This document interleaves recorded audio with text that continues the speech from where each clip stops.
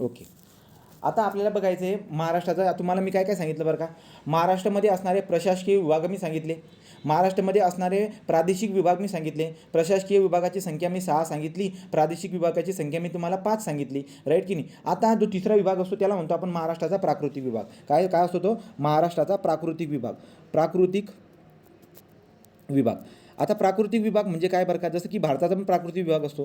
प्राकृतिक विभाग म्हटल्यावरती काय बरं का, त्याचं नेचर म्हणूया आपण. नेचर म्हणूया जसं की क्रॉस सेक्शन वगैरे. महाराष्ट्राला जर का समजा तुम्ही पूर्व पश्चिम जर का समजा कापला, तर कापल्यानंतर तुम्हाला कसं दिसायला भेटणार तो. किंवा महाराष्ट्रामध्ये असे कोणकोणते असे नैसर्गिक गोष्टी आहेत आपल्या. राईट की नाही. तो प्राकृतिक भूगोल आपण म्हणतो. इंग्रजीमध्ये त्याला फिजिकल आपण काय म्हणू शकतो, आपण फिजिकल पार्ट वगैरे म्हणू शकतो. आपल्या महाराष्ट्राचे काही फिजिकल पार्ट वगैरे असतील ते. तर हे प्राकृतिक विभाग शिकवण्याच्या अगोदर थोडीशी कहाणी सांगायची असते. काय बरं का. तर आपल्याला दिसायला भेटत असते. याच्यावरती 2 क्वेश्चन येतील जे मी आता बोलणार. लक्षात ठेवा काय बोलतो, लक्षात घ्या. जी की आपली पृथ्वी आहे, करोडो वर्षापूर्वी आपली पृथ्वी जी की आहे, त्या पृथ्वी जी की आहे त्याचे फक्त 2च भाग होते. म्हणजे काय बरं का, ही पृथ्वी एवढी मोठी जी पृथ्वी आहे तिचे फक्त 2च भाग होते. असा एक कोणता तरी भाग असेल आणि हवाला एक कोणता तरी भाग असेल. राईट. जरा व्यवस्थित काढतो डायग्राम. ही पृथ्वी होती. हा एवढा कोणता तरी भाग असतो आणि एवढा हा कोणता तरी भाग. असे 2च भाग होते पृथ्वीचे. करोडो वर्षापूर्वी पृथ्वीचे फक्त 2च भाग होते. त्यांचे नाव जर बघायला गेला तर त्यांचे नाव जे की ना, हवाला इकडचा जो भाग असतो याला लॉरेशिया म्हणतात. लॉरेशिया दुसरी नाव पण असतात. लॉरेशिया आपण लक्षात ठेवूया. लॉरेशिया असतो आणि दुसरा भाग जो असतो तो गोंडवाना असतो. हा खालचा गोंडवाना. तो दक्षिणेकडचा जो भाग आहे, हा दक्षिणेकडचा जो भाग होता याला गोंडवाना म्हणतो आपण. आणि जो उत्तरेकडचा भाग असतो पृथ्वीचा त्याला आपण लॉरेशिया म्हणतो. तर करोडो वर्षापूर्वी पृथ्वीवरती फक्त असे 2च पट्टे होते. 2च असे पार्ट होते. बरोबर की नाही. आणि दोघांमध्ये जी की ना खूप मोठा समुद्र होता. खूप मोठा समुद्र होता. या समुद्राचं नाव होतं टेथिस किंवा टेथिस म्हणतात. टेथिस मोठं काय होतं बरं का. टेथिस नावाचा मोठा समुद्र होता. काय झालं बरं का, तर करोडो वर्षापूर्वीची कहाणी ती ही होती. परंतु वेळेनुसार काय झालं, हे दोघं प्लेट एकमेकांच्या जवळ यायला लागले. दोघं प्लेट एकमेकांच्या जवळ येऊन काय झालं, याच्यामध्ये या टेथीचा समुद्रामध्ये बराचसा गाळ होता. तो बराचसा गाळ जो की जेव्हा पण या प्लेट जवळ येत आहेत, हा गाळ काय होता मधला गाळ वरती उचलला जातो. राईट की नाही. आपला भारत नेमका कुठे असतो बरं का. आपला भारत जर बघायला गेलो आपण, तर आपला भारत जो काही आहे, आपला भारत आपल्याला इथं दिसायला भेटत असतो. तो तुम्हाला पेन दिसणार नाही, एक मिनटं. तर आपला भारत जो की आहे, आपला भारत इथं होता या प्लेटवरती. म्हणजे आपला भारत कुठे, गोंडवाना प्लेटवरती होता. तो गोंडवाना प्लेटवरती. मग होतं काय बरं का आता, की तिकडची प्लेट आणि ही इकडची प्लेट जेव्हा हे दोघं प्लेट जवळ येत आहेत, तर तो समुद्र जो की आहे ना, तो समुद्र जो की आहे तो गायब होऊन जातो. गायब कसा होतो बरं का, तो कशा पद्धतीने गायब होईल, याच्यामधले येणारा सगळा गाळ वरती येऊन जातो, वरती लिफ्ट होऊन जातो. दोघं प्लेट जे की आहेत एकमेकांना चिटकून जात असते. आणि काय दिसायला भेटते या ठिकाणी आपल्याला एक मोठा पर्वत दिसायला भेटत असतो. राईट की नाही. तो आपण काय म्हणतो, की जो काही आपला हिमालय पर्वत आहे, त्या हिमालय पर्वताची काय दिसायला भेटत असते, हिमालय पर्वताची निर्मिती होताना दिसायला भेटत असते. तर लॉरेशिया आणि गोंडवाना जी की आहे, दक्षिणेमध्ये असणारा गोंडवाना आणि उत्तरेकडे असणारा लॉरेशिया, या दोघं एकत्र आल्यानंतर जे की आहेत ना, काय तयार झालंय, तर एक हिमालय पर्वत तयार झाले. ही थिअरी कोणी मांडली होती, तर आल्फ्रेड वेगनर जी की आहेत, आल्फ्रेड वेगनर नावाच्या सायंटिस्टने ही थेरी मांडली होती, की असं होतं बुवा अगोदर करोडो वर्षापूर्वी. त्याचा अभ्यास त्याने ती थेरी मांडली होती. ठीक आहे. मग आता काय प्रॉब्लेम झाला बरं का, तो दिसायला भेटत असते की यार हे जे की आहे गाळापासून, जे गाळ होता कशामधला, त्या समुद्रामध्ये असणारा जो गाळ आहे, तो गाळ वरती जाऊन होऊन जो की आहे तो हिमालय पर्वत बनलेला आहे. मग आपल्याला काय दिसायला भेटत असतं का, की हिमालय पर्वत म्हणजे खडक बिडक नाही आहे. हिमालय पर्वत म्हणजे गाळ आहे. पूर्ण गाळापासून तयार झाला आहे. जेव्हा पाऊस पडतो ना, तर जसं की एखादा मातीचं जर का समजा आपण घर वगैरे बांधलं असेल ना, पाऊस पडल्यानंतर ती माती कशी निघून जाते ना त्याच्यावरून, तशा पद्धतीची कहाणी आपल्याला हिमालय पर्वतमध्ये दिसायला भेटत असते. त्यामुळे आपल्याला माहिती आहे की भारतामधल्या सगळ्यात जास्त नद्या कुठून निघत असतात, भारतामधल्या मॅक्झिमम नद्या हिमालय पर्वतावरून निघत असतात. जेव्हा हिमालय पर्वतामधून नदी वरून खाली येत असते, तर बराचसा गाळ बी घेऊन येत असते. कारण की काय बरं का, हिमालय पर्वत म्हणल्यावरती काय आहे, हिमालय पर्वत म्हणल्यावरती जे काही आहे ना, एक स्लोपिंग पार्ट आहे. तर हिमालय पर्वतामधून जेव्हा नद्यांचा उगम होऊन जेव्हा नद्या खाली येतात ना, तर स्लोपिंग पार्ट असल्यामुळे त्यावरती जे ना नद्यांना खूप जास्त स्पीड असतो. नद्यांना खूप जास्त स्पीड असल्या कारणाने काय होत असतं, हिमालय पर्वतावरून नद्या जेव्हा खाली येत असतात, तर ते गाळ पण घेऊन येत असतात. आणि सगळा गाळ जो काही आहे तो खाली जाऊन आपला जो हिमालय पर्वताचा जो काही खालचा पोर्शन असेल त्या ठिकाणी हे करत असतात. त्यामुळे आपण काय म्हणतो त्याला, ॲल्युएल प्रदेश म्हणतो आपण त्याला. इंग्रजीमध्ये ॲल्युएल प्रदेश म्हणत असतो. तर हिमालयाचा खालचा जेवढा काही पोर्शन असतो त्याला आपण ॲल्युएल प्रदेश म्हणत असतो. का बरं का, कारण की हिमालयावरती असणारा जो की हिमालय बनलाय कशापासून, गाळापासून बनलेला आहे. तर तिथून सगळा तो गाळ वगैरे जे आहे ना, तो गाळ वगैरे निघून जो आहे अशा पद्धतीने खाली येत असतो. ती ही कहाणी दिसायला भेटत असते. मग तिकडून वाहणाऱ्या नद्या, बऱ्याचशा नद्या जी काही आहेत आपल्या भारताकडे वाहत असतात, ठीक. ती ही कहाणी आपल्याला दिसायला भेटत असते. मग आता प्रश्न काय बनत असतो, महत्त्वाचा प्रश्न काय बनणार, एक प्रश्न बनत असतो की महाराष्ट्र आपला जो काही आपला महाराष्ट्र आहे, ही महाराष्ट्र पठाराची भूमी किंवा महाराष्ट्र जो आता भारत इथं आहे म्हणतोय ना, म्हणजे महाराष्ट्र कुठेतरी इथं असेल, तर महाराष्ट्र पठाराची जी की भूमी आहे ती ती प्राचीन कोणत्या भूमीमध्ये येत असते, ती प्राचीन गोंडवाना प्राचीन गोंडवनाच्या भूमीमध्ये येत असते. कुठे येत असते ती, तर प्राचीन गोंड प्राचीन गोंडवनाच्या भूमीमध्ये येत असते. एवढी बात तुम्हाला लक्षात ठेवायची. तर प्राचीन गोंडवनाच्या भूमीमध्ये कोण येत असते, आपलं महाराष्ट्राचं पठार येत असते. याच्यावरती तुम्हाला क्वेश्चन राहणार आहे. क्वेश्चन तुम्हाला कळाला का मी काय म्हणतोय, तर जे काही अगोदर प्राचीन ज्या दोन भूमी होत्या, एक लोरेशिया आणि एक गोंडवाना, तर गोंडवानामध्ये आपला भारत पण होता आणि भारतामध्ये आपला कोण आहे, महाराष्ट्र आहे. तो महाराष्ट्राचं पठार जे काही आहे ते गोंडवाना भूमीवरती होतं. एवढी बात तुम्हाला लक्षामध्ये येत असेल, ठीक. आता बघायचं यार की प्राकृतिक विभाग म्हणजे काय, त्याच्याबद्दल आपण बघूया. प्राकृतिक विभाग. आता प्राकृतिक विभाग काय असते बरं का. प्राकृतिक विभाग म्हटल्यावरती काय बरं का, जसं की पर्वत झाले, टोपोग्राफी वगैरे तुम्ही ॲक्च्युली तर टोपोग्राफी म्हणायला पाहिजे. ते प्रादेशिक जे की ना ते प्रदेश वगैरे होऊन जातात, राईट. आता हे प्राकृतिक म्हटल्यावरती काय बरं का, तर प्राकृतिक म्हटल्यावरती डोंगर, पर्वत, डोंगर झाले, पर्वत झाले, दऱ्या झाल्या, राईट की नाही. हे या ज्या काही गोष्टी असतात ना, यांच्यावरून आपण विभाग ठरवत असतो. डोंगर, एखादा समजा जमिनीचा भाग खूप खाली आहे, एखादा जमिनीचा भाग समजा खूप वरती आहे, तर त्याच्यावरून आपण जे की ना त्याच्यावरून आपण विभाग ठरवून घेत असतो. आणि हे जे काही विभाग असतात ना, त्यालाच आपण प्राकृतिक विभाग म्हणत असतो. हे प्राकृतिक विभाग आपण भारताच्या लेवललाही ठरवलेले आहेत आणि हे प्राकृतिक विभाग आपल्या महाराष्ट्राच्या लेवललाही आपण ठरवलेले आहेत. तर भारताच्या लेवलला म्हणजे काय म्हणायचं आहे, भारतामध्ये एकूण प्राकृतिक विभाग किती आहे, तर हे तुम्ही लक्षात ठेवायचं. भारतामध्ये एकूण प्राकृतिक विभाग जे काही आहे ते 5 प्राकृतिक विभाग आहेत. किती प्राकृतिक विभाग आहे, 5. आणि या 5 प्राकृतिक विभागापैकी आपल्या महाराष्ट्रामध्ये 2 प्राकृतिक विभाग येत असतात, राईट की नाही. म्हणजे काय बरं का, आता जे प्राकृतिक विभाग म्हणतोय मी, त्या प्राकृतिक विभागामध्ये काय काय असेल बरं का, जसं की समुद्रकिनारा लागलेला असणार, पर्वतरांगा असेल, हे काय असतात, हे ॲक्च्युली याच्यावरून आपण प्राकृतिक विभाग ठरवतो. किनाऱ्यावरून प्राकृतिक विभाग ठरवणार, डोंगरावरून प्राकृतिक विभाग ठरवणार, पर्वतावरून प्राकृतिक विभाग ठरवणार, राईट की नाही. तर यांच्यावरून आपण काय करत असतो, यांच्यावरून आपण प्राकृतिक विभाग ठरवत असतो. आपल्या भारतामध्ये एकूण किती प्राकृतिक विभाग आहे, 5. आणि त्या 5 पैकी आपल्या महाराष्ट्रामध्ये किती प्राकृतिक विभाग आहेत, तर भारताच्या 5 प्राकृतिक विभागापैकी 2 प्राकृतिक विभाग आपल्या महाराष्ट्रामध्ये आहे. असा प्रश्न आला तर लक्षामध्ये ठेवायचा. याच्यावर जर का समजा क्वेश्चन 2 पद्धतीने बनवू शकतो तो. तुम्हाला महाराष्ट्रामधले प्राकृतिक विभाग जर विचारले, तर महाराष्ट्रामध्ये किती प्राकृतिक विभाग असतात, महाराष्ट्रामध्ये 3 प्राकृतिक विभाग असतात. किती, 3, राईट. एक असं प्रशासकीय विभाग किती आहेत, 6. प्रादेशिक विभाग किती आहेत, 5. आणि प्राकृतिक विभागात महाराष्ट्रामध्ये प्राकृतिक विभाग किती आहेत, 3. पण जर मी असं बोललो भारतामध्ये प्राकृतिक विभाग किती आहेत, तर 5 प्राकृतिक विभाग आहेत. आणि त्या 5 प्राकृतिक विभागापैकी आपल्या महाराष्ट्रामध्ये प्राकृतिक विभाग किती आहेत, त्या 5 पैकी आपल्या महाराष्ट्रामध्ये किती प्राकृतिक विभाग आहे, तर 5 पैकी आपल्या महाराष्ट्रामध्ये 2 प्राकृतिक विभाग आहे. आणि कोणकोणते 2 आहेत बरं का, लक्षात घ्या. जर भारत जर बघायला गेलो आपण, तर भारत जे काही अशा पद्धतीने दिसायला भेटत असतो. इकडे समुद्र, इकडे पण समुद्र, इकडे पण खाली पण समुद्र. भारताचा जो खालचा पोर्शन आहे, दक्षिणेकडचा जो भाग आहे, त्याच्या तिघी बाजूंना काय असतो, समुद्र असतो. त्यामुळे इथून ते एवढा हा सगळा पोर्शन जो की असतो, याला काय म्हणतो आपण, याला म्हणतो द्वीपकल्पीय पठार. तर याचा अर्थ असा आहे की आपलं इथं पण आपला महाराष्ट्र आहे, इथं महाराष्ट्र आहे आपला, तिथं महाराष्ट्र कुठे, तिथं महाराष्ट्र असतो. त्यामुळे महाराष्ट्र कशामध्ये येत असतो, महाराष्ट्र द्वीपकल्पीय पठारामध्ये. तर द्वीपकल्पीय पठार काय आहे, द्वीपकल्पीय पठार हे एक काय आहे, तर द्वीपकल्पीय पठार हे एक प्राकृतिक विभाग आहे भारताचा. तर भारताचा प्राकृतिक विभागामधलं एक नाव सांगितलं तुम्हाला मी, द्वीपकल्पीय पठार, राईट. मग द्वीपकल्पीय पठार, मग आता इथून ते इथपर्यंत हा सगळा पठार जो तुम्हाला मी ह्याच लाईनने दाखवला, हा द्वीपकल्पीय पठार आहे, राईट की नाही. आणि महाराष्ट्र पण द्वीपकल्पीय पठारामध्ये येतोय. त्यामुळे महाराष्ट्र हा द्वीपकल्पीय पठाराचा एक भाग आहे, लक्षामध्ये. तर त्यामुळे आपण काय म्हणतोय, महाराष्ट्र हा द्वीपकल्पीय पठाराचा एक भाग आहे. ही बात आपण लक्षात घेतली, राईट. दुसरी बात काय बरं का, तर महाराष्ट्राचा इकडे किनारपट्टा जो जर बघितला ना तुम्ही, तर या ठिकाणी आपली कोकण किनारपट्टी असते, राईट. तर देअरफॉर मी तुम्हाला काय म्हणतोय की भारताच्या जे काही 5 प्राकृतिक विभागापैकी आपल्या महाराष्ट्रामध्ये 2 प्राकृतिक विभाग आहे. एक म्हणजे द्वीपकल्पीय पठार आणि दुसरं काय असते, किनारपट्टी. समुद्राची जी किनारपट्टी आहे ते किनारपट्ट्या सुद्धा काय असतात, तर किनारपट्ट्या सुद्धा प्राकृतिक विभाग असतात. तर भारताच्या 5 प्राकृतिक विभागापैकी आपल्या महाराष्ट्रामध्ये भारताचे 2 प्राकृतिक विभाग आहेत. एक म्हणजे द्वीपकल्पीय पठार आणि एक म्हणजे किनारपट्टी, राईट. एवढी बात मला दिसायला भेटत असते. आणि द्वीपकल्पीय पठार कोणाला म्हणतो आपण, ज्या भागाच्या तीन बाजूला ज्या भागाच्या तीनच बाजूला म्हणतोय मी, समुद्र जर का असेल, समुद्र जर का असतील तर त्याला काय म्हणतो आपण, त्याला म्हणतो द्वीपकल्पीय पठार. त्यामुळे हा पोर्शन काय झाला, द्वीपकल्पीय पठार. आणि दुसरं काय असो, इथं काय बरं का, इथं श्रीलंका असते आणि श्रीलंकाच्या इथून जे काही ना पाणी वगैरे जाते, राईट की नाही. तर आपण काय म्हणतो, हा एक देश आहे आणि थोडंसं असा वाला पोर्शन आहे, याला म्हणतो आपण समुद्रधुनी. आपण ते बघणार आहे भारताच्या ह्याच्यामध्ये, त्याला काय म्हणतो आपण समुद्रधुनी. म्हणजे दोन प्रदेशाच्या मधून जर का समजा असं पाण्याचा जर का असं हे दिसायला भेटत असेल ना, त्याला आपण समुद्रधुनी म्हणत असतो. ते आपण आपल्या भारतामध्ये बघणार आहोत. मग द्वीपकल्पीय पठार म्हणजे काय, ही बात मी तुम्हाला सांगून दिली. इथपर्यंत आपण बघितलं. आता आपण महाराष्ट्राकडे शिरूया. आता आपल्याला शिरायचं महाराष्ट्राकडे, की हे तर बघितल्यावर भारताच्या प्राकृतिक विभागाबद्दल. आता महाराष्ट्राच्या प्राकृतिक विभागाबद्दल आपल्याला बघायचं आहे. तर जो काही आपला महाराष्ट्र आहे, आपला पोर्शन इकडचा, हा जो काही महाराष्ट्र आहे भारतापैकी, हा भारताचा जो काही भाग आहे महाराष्ट्र, इथं आता आपण शिरणार आहोत. आपल्याला काय दिसायला भेटत असतं बरं का, जर महाराष्ट्रात जर का प्राकृतिकचा जर का तुम्ही अभ्यास केला, प्राकृतिक अभ्यास म्हणजे काय, डोंगर दऱ्या यांचा जर का अभ्यास केला ना, तर तुम्हाला खूप जास्त काय दिसायला भेटत असतं, व्हेरिएशन दिसायला भेटणार. काय दिसायला भेटणार आहे, व्हेरिएशन.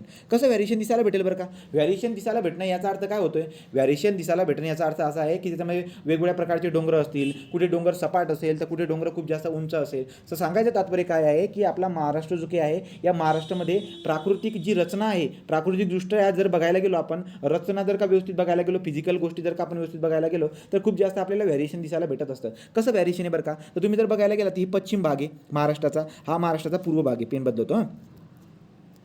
तर हा महाराष्ट्राचा कोणता आहे, हा पश्चिम भाग आहे. हा इकडचा कोणता भाग आहे, हा पूर्व भाग आहे. तर पश्चिम भाग हवाला आणि हा जो काही इकडचा पूर्व भाग आहे. दिसायला काय भेटतं, महाराष्ट्राच्या पश्चिम भागाचं जर का समजा प्राकृतिक रचना बघायला गेलो, तर महाराष्ट्राच्या पश्चिमेला आपल्याला काय दिसायला भेटत असते, कोकण किनारपट्टी. तर कोकण किनारपट्टी दिसायला भेटते. महाराष्ट्राच्या जर का पूर्वेला आपण बघायला गेलो, तर महाराष्ट्राच्या पूर्वेला आपल्याला काहीतरी दुसरे भाग दिसायला भेटतील. मग सांगायचं तात्पर्य काय आहे की महाराष्ट्राचं प्राकृतिक रचना बघल्यानंतर खूप जास्त व्हेरिएशन दिसायला भेटते. जसं की इकडे किनारपट्टी बोललो, नंतर महाराष्ट्रामध्ये बरेचसे जे काही आहेत, बरेचसे आपल्याला पर्वतांच्या प्रणाली दिसायला भेटत असतात. कोणकोणत्या पर्वताच्या प्रणाली आहेत, तुम्ही वरती जर बघायला गेला तर तुम्हाला दिसायला भेटेल सह्याद्री पर्वत जो आहे, असा सर्वात सह्याद्री पर्वत आपला गेला, ज्याला पश्चिम घाट म्हणतो आपण. बघा, हा आपला भारत, हा इथं महाराष्ट्र, ही किनारपट्टी, राईट. अशा पद्धतीने इथं आतमध्ये जी काही सह्याद्रीच्या पर्वतरांगा असतात, वरची सातपुडाच्या पर्वतरांगा असतात, बरोबर का.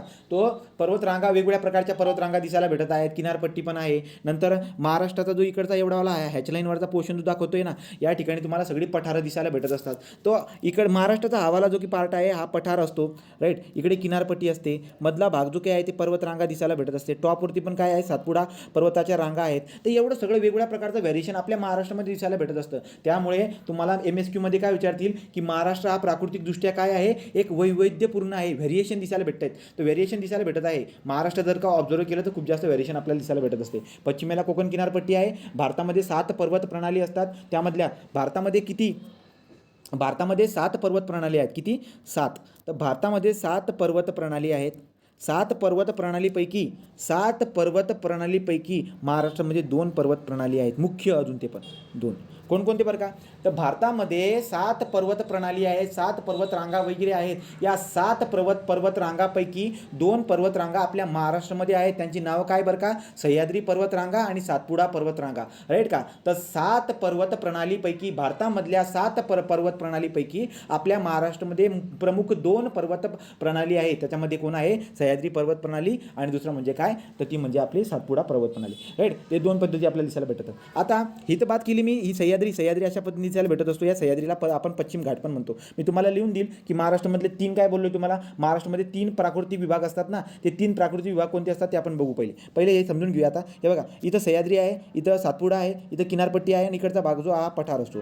सगळ्यात अगोदरची बात आपल्याला दिसायला भेटेल की यार, या गोंडवाना भूमीमध्ये असणारा जो की आपला महाराष्ट्र आहे, त्याचा जो की हा इकडचा पोर्शन आहे, जो मी हॅच करून दाखवतोय, याला आपण महाराष्ट्राचा पठार म्हणतो. पठार म्हणजे काय, दरी म्हणजे काय, पर्वत म्हणजे काय, चबुतरे काय असतात, राईट की नाही, खाडी काय असतात, दंतूर किनारा काय असतो, रिया किनारा काय असतो, या गोष्टी आपण डिस्कस करणार आहोत एक एक करून. आता बघूया. तर जो की हा इकडचा जो पोर्शन आहे महाराष्ट्राचा, इकडचा जो पोर्शन ज्याला आपण पठार म्हणतो. तर पठार म्हणजे काय बरं का, उंचावरती सपाट असणारा पोर्शन, म्हणजे उंचीवरती आहे पण पुरा सपाट आहे. म्हणजे काय बरं का, हे बघा, समजा ही जमीन आहे, राईट, उंचीवरती आहे परंतु असा पुरा सपाट आहे. तर हे जे काही असतं ना, याला काय म्हणतो आपण, याला पठार म्हणतो. याला काय म्हणतो आपण, पठार. तर इकडचा पोर्शन जर बघायला गेला ना, हा काय आपल्या महाराष्ट्रामधला हा पठार आहे. परीक्षेमध्ये एक MPSC मध्ये क्वेश्चन विचारला गेला आहे, त्याला तुम्हाला लक्षात ठेवायचं काय बरं का, काय लक्षात ठेवायचं आहे, महाराष्ट्र पठार हा महाराष्ट्राचा पठार आहे. महाराष्ट्र पठार जो की आहे तो महाराष्ट्राचा पठार कशापासून बनलेला आहे? तर महाराष्ट्राचा पठार जो की तो ज्वालामुखीपासून बनलेला आहे. कशापासून? ज्वालामुखीपासून. तर महाराष्ट्र जो की हा पठार आहे हा ज्वालामुखीपासून बनलेला आहे. तर ज्वालामुखीच्या उद्रेकापासून तयार झालेला जो काही आपला हा महाराष्ट्राचा पठार आहे, हा महाराष्ट्र पठार ज्वालामुखी थंडी झाल्यानंतर खडकं तयार होतील. तर तुम्हाला इथे बेसालचे खडकं सगळ्यात जास्त दिसायला भेटत असतात, राईट. पण बेसालच्या खडकांची झीज होऊन आपल्याला काळी माती दिसायला भेटत असते. तर काळी माती आपल्याला इकडच्या झोनमध्ये पण दिसायला भेटत असते. तसं एक कहाणी तुम्हाला सांगून दिली मी, काय बरं का, की आपल्या महाराष्ट्रामध्ये प्राकृतिकदृष्ट्या जर का आपण बघायला गेलो तर खूप जास्त व्हेरिएशन दिसायला भेटत असते. पश्चिमेला किनारपट्टी आहे, राईट का. महाराष्ट्रामध्ये दक्षिण उत्तर जर का मध्य भागमध्ये जर बघायला गेलो तर सह्याद्री पर्वत दिसायला भेटत असतो. भारतामधल्या 7 पर्वत प्रणालीपेक्षा सह्याद्री पर्वत आणि दुसरा कोणता, सातपुडा पर्वत जो की आपल्याला त्या ठिकाणी दिसायला भेटत असतो. नंतर आपण जर का समजा पूर्वेचा पोर्शन जर का ऑब्झर्व केला तर महाराष्ट्राचं पठार आपल्याला नजरेस येतं. हे महाराष्ट्राचं पठार जे की आहे ज्वालामुखीमुळे तयार झालेलं आहे. थंड झाल्यानंतर जो की खडक तिथे दिसायला भेटत असतो तर खडक बेसाल्ट नावाचा खडक आहे. त्यामुळे आपण काय म्हणतो, आपली महाराष्ट्राची भूमी जी काय आहे ती त्याच्यामध्ये जास्त करून बेसाल्ट खडक आपल्याला दिसायला भेटत असतो, राईट. नंतर आपण बघितलं की काय, बेसाल्ट खडक्याची झीज झाल्यानंतर जी काय आपल्याला काय दिसायला भेटत असते, तिथं काळी माती तयार होताना दिसायला भेटत असते. फक्त ही जी काही व्हेरिएशन सांगितली मी प्राकृतिक रचनाबद्दल, तर प्राकृतिक रचनामध्ये एवढं व्हेरिएशन आहे का, तर फक्त प्राकृतिक रचनामध्ये व्हेरिएशन नाही आहे, हवामानामध्ये पण बरेचसे व्हेरिएशन आपल्याला दिसायला भेटत असतं. पठारावरती कुठेतरी हवामान बदलताना दिसायला भेटेल, किनारपट्टीवरती वेगळंच हवामान असेल, पठारावरती वेगळं हवामान असेल, असं हवामानाचं सुद्धा आपल्याला व्हेरिएशन दिसायला भेटत असते, राईट. तो हा इंट्रोडक्शनचा पोर्शन तुम्हाला इथपर्यंत कळाला असणार. काही डाऊट आहे का इथपर्यंत? डाऊट आहे काही? ठीक, पुढे जाऊ.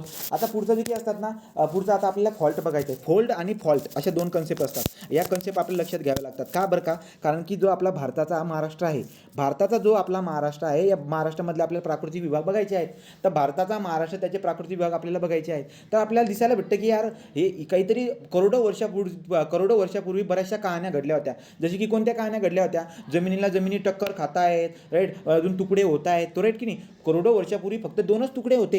ॲक्च्युली सगळ्यात अगोदर खूप करोडो वर्षापूर्वी एकच तुकडा होता. एकचा तुकडा झाला 2 तुकडे झाले, त्यांच्यामध्ये गॅप होता आणि तो गॅप समुद्र झाला, राईट की नाही. नंतर पुढे काय झाले, या 2 तुकड्याचे अजून जास्त तुकडे झाले, असे तुकडे करत करत खंड बनले, राईट. असे खंड बनताना आपल्याला दिसायला भेटतात. आता तुम्हाला मी काय शिकवतोय बरं का, एक फोल्ड आणि दुसरं म्हणजे फॉल्ट. तर फोल्ड आणि फॉल्ट या 2 कन्सेप्ट मी तुम्हाला सांगत आहे. आता फोल्ड आणि फॉल्ट काय असतं हे आपण समजून घेऊया. फोल्ड म्हणजे काय आणि फॉल्ट म्हणजे काय हे आपण समजून घेण्याचा प्रयत्न करूया. फॉल्ट म्हणजे काय असतं बरं का, तर फॉल्ट म्हणजे आपण त्याला साध्या भाषेमध्ये आपण तडे वगैरे म्हणतो, फॉल्ट म्हणजे तडे म्हणतो. परंतु याला टेक्निकली समजून घ्यायला जर का गेलात तर काय दिसायला भेटत असते की 2 जमिनी ज्या आहेत ना, 2 जमिनी, त्या 2 जमिनी एकमेकांपासून खालीवरती सरकत असतात. 2 जमिनी एकमेकांपासून खालीवरती सरकत असतात. जसं की काय, हे बघा आता आपल्याला दिसायला भेटेल, हे बघा हे फॉल्ट आहेत. फॉल्टला साध्या भाषेमध्ये आपण काय म्हणूया, तडे वगैरे म्हणूया. आता काय दिसायला भेटेल बरं का, समजा इकडचा हा खडकाचा पोर्शन आहे, इकडचा हा खडकाचा पोर्शन आहे. काय घडत असतं, हा खडकाचा पोर्शन एक तर खाली शिफ्ट होऊन जाईल, हा वरती चालला जाईल आणि खाली शिफ्ट होऊन जाईल, अशा पद्धतीने आपल्याला दिसायला भेटत असतं. ते फॉल्टचे जे काही ब्लॉक आहेत ते एकमेकांपर्यंत खाली वरती वगैरे सरकू शकतात, राईट की नाही. आणि खाली वगैरे सरकून जे काही आहेत ना, नवीन जमिनी वगैरे बनत असतात. जसं की आता मी तुम्हाला कोकणची किनारपट्टी शिकवणार आहे. अगोदर का होता, आपला पुरा महाराष्ट्र जो की ना, पुरा महाराष्ट्र आपला अशा पद्धतीचा एक पठार होता, राईट की नाही. असा पठार होता, तो असा पुरा पठार होता. परंतु झालं काय बरं का, झालं असं की हा इकडचा पठार जो की आहे ना, याचं काय झालं बरं का, याचा फॉल्ट तयार झाला. फॉल्ट म्हणजे काय, ही जमीन खाली सरकून गेली, ही जमीन वरती राहून गेली, इकडची जमीन पुन्हा खाली सरकून गेली. अशा पद्धतीने तुम्हाला ते व्हेरिएशन दिसायला भेटत असतं. इकडे आपला अरबी समुद्र दिसायला भेटत. तर ही एक प्राकृतिक रचना मी पुढे जाऊन तुम्हाला सांगणार आहे, राईट. मी सध्या काय बोललो बरं का, ही एक फॉल्ट, इकडचा एक ब्लॉक असतो, हावाला इकडचा एक ब्लॉक, इकडचा एक ब्लॉक, वरती खाली जे की सरकणं असतं ना, त्याला म्हणतो आपण जिओलॉजिकल फॉल्ट. तो जिओलॉजिकल फॉल्ट त्याला म्हणतो मराठीमध्ये, त्याला प्रस्तरभंग म्हणतात. तो प्रस्तरभंग. तर प्रस्तरभंग याचा मिनिंग काय होत असतो, जिओलॉजिकल फॉल्ट.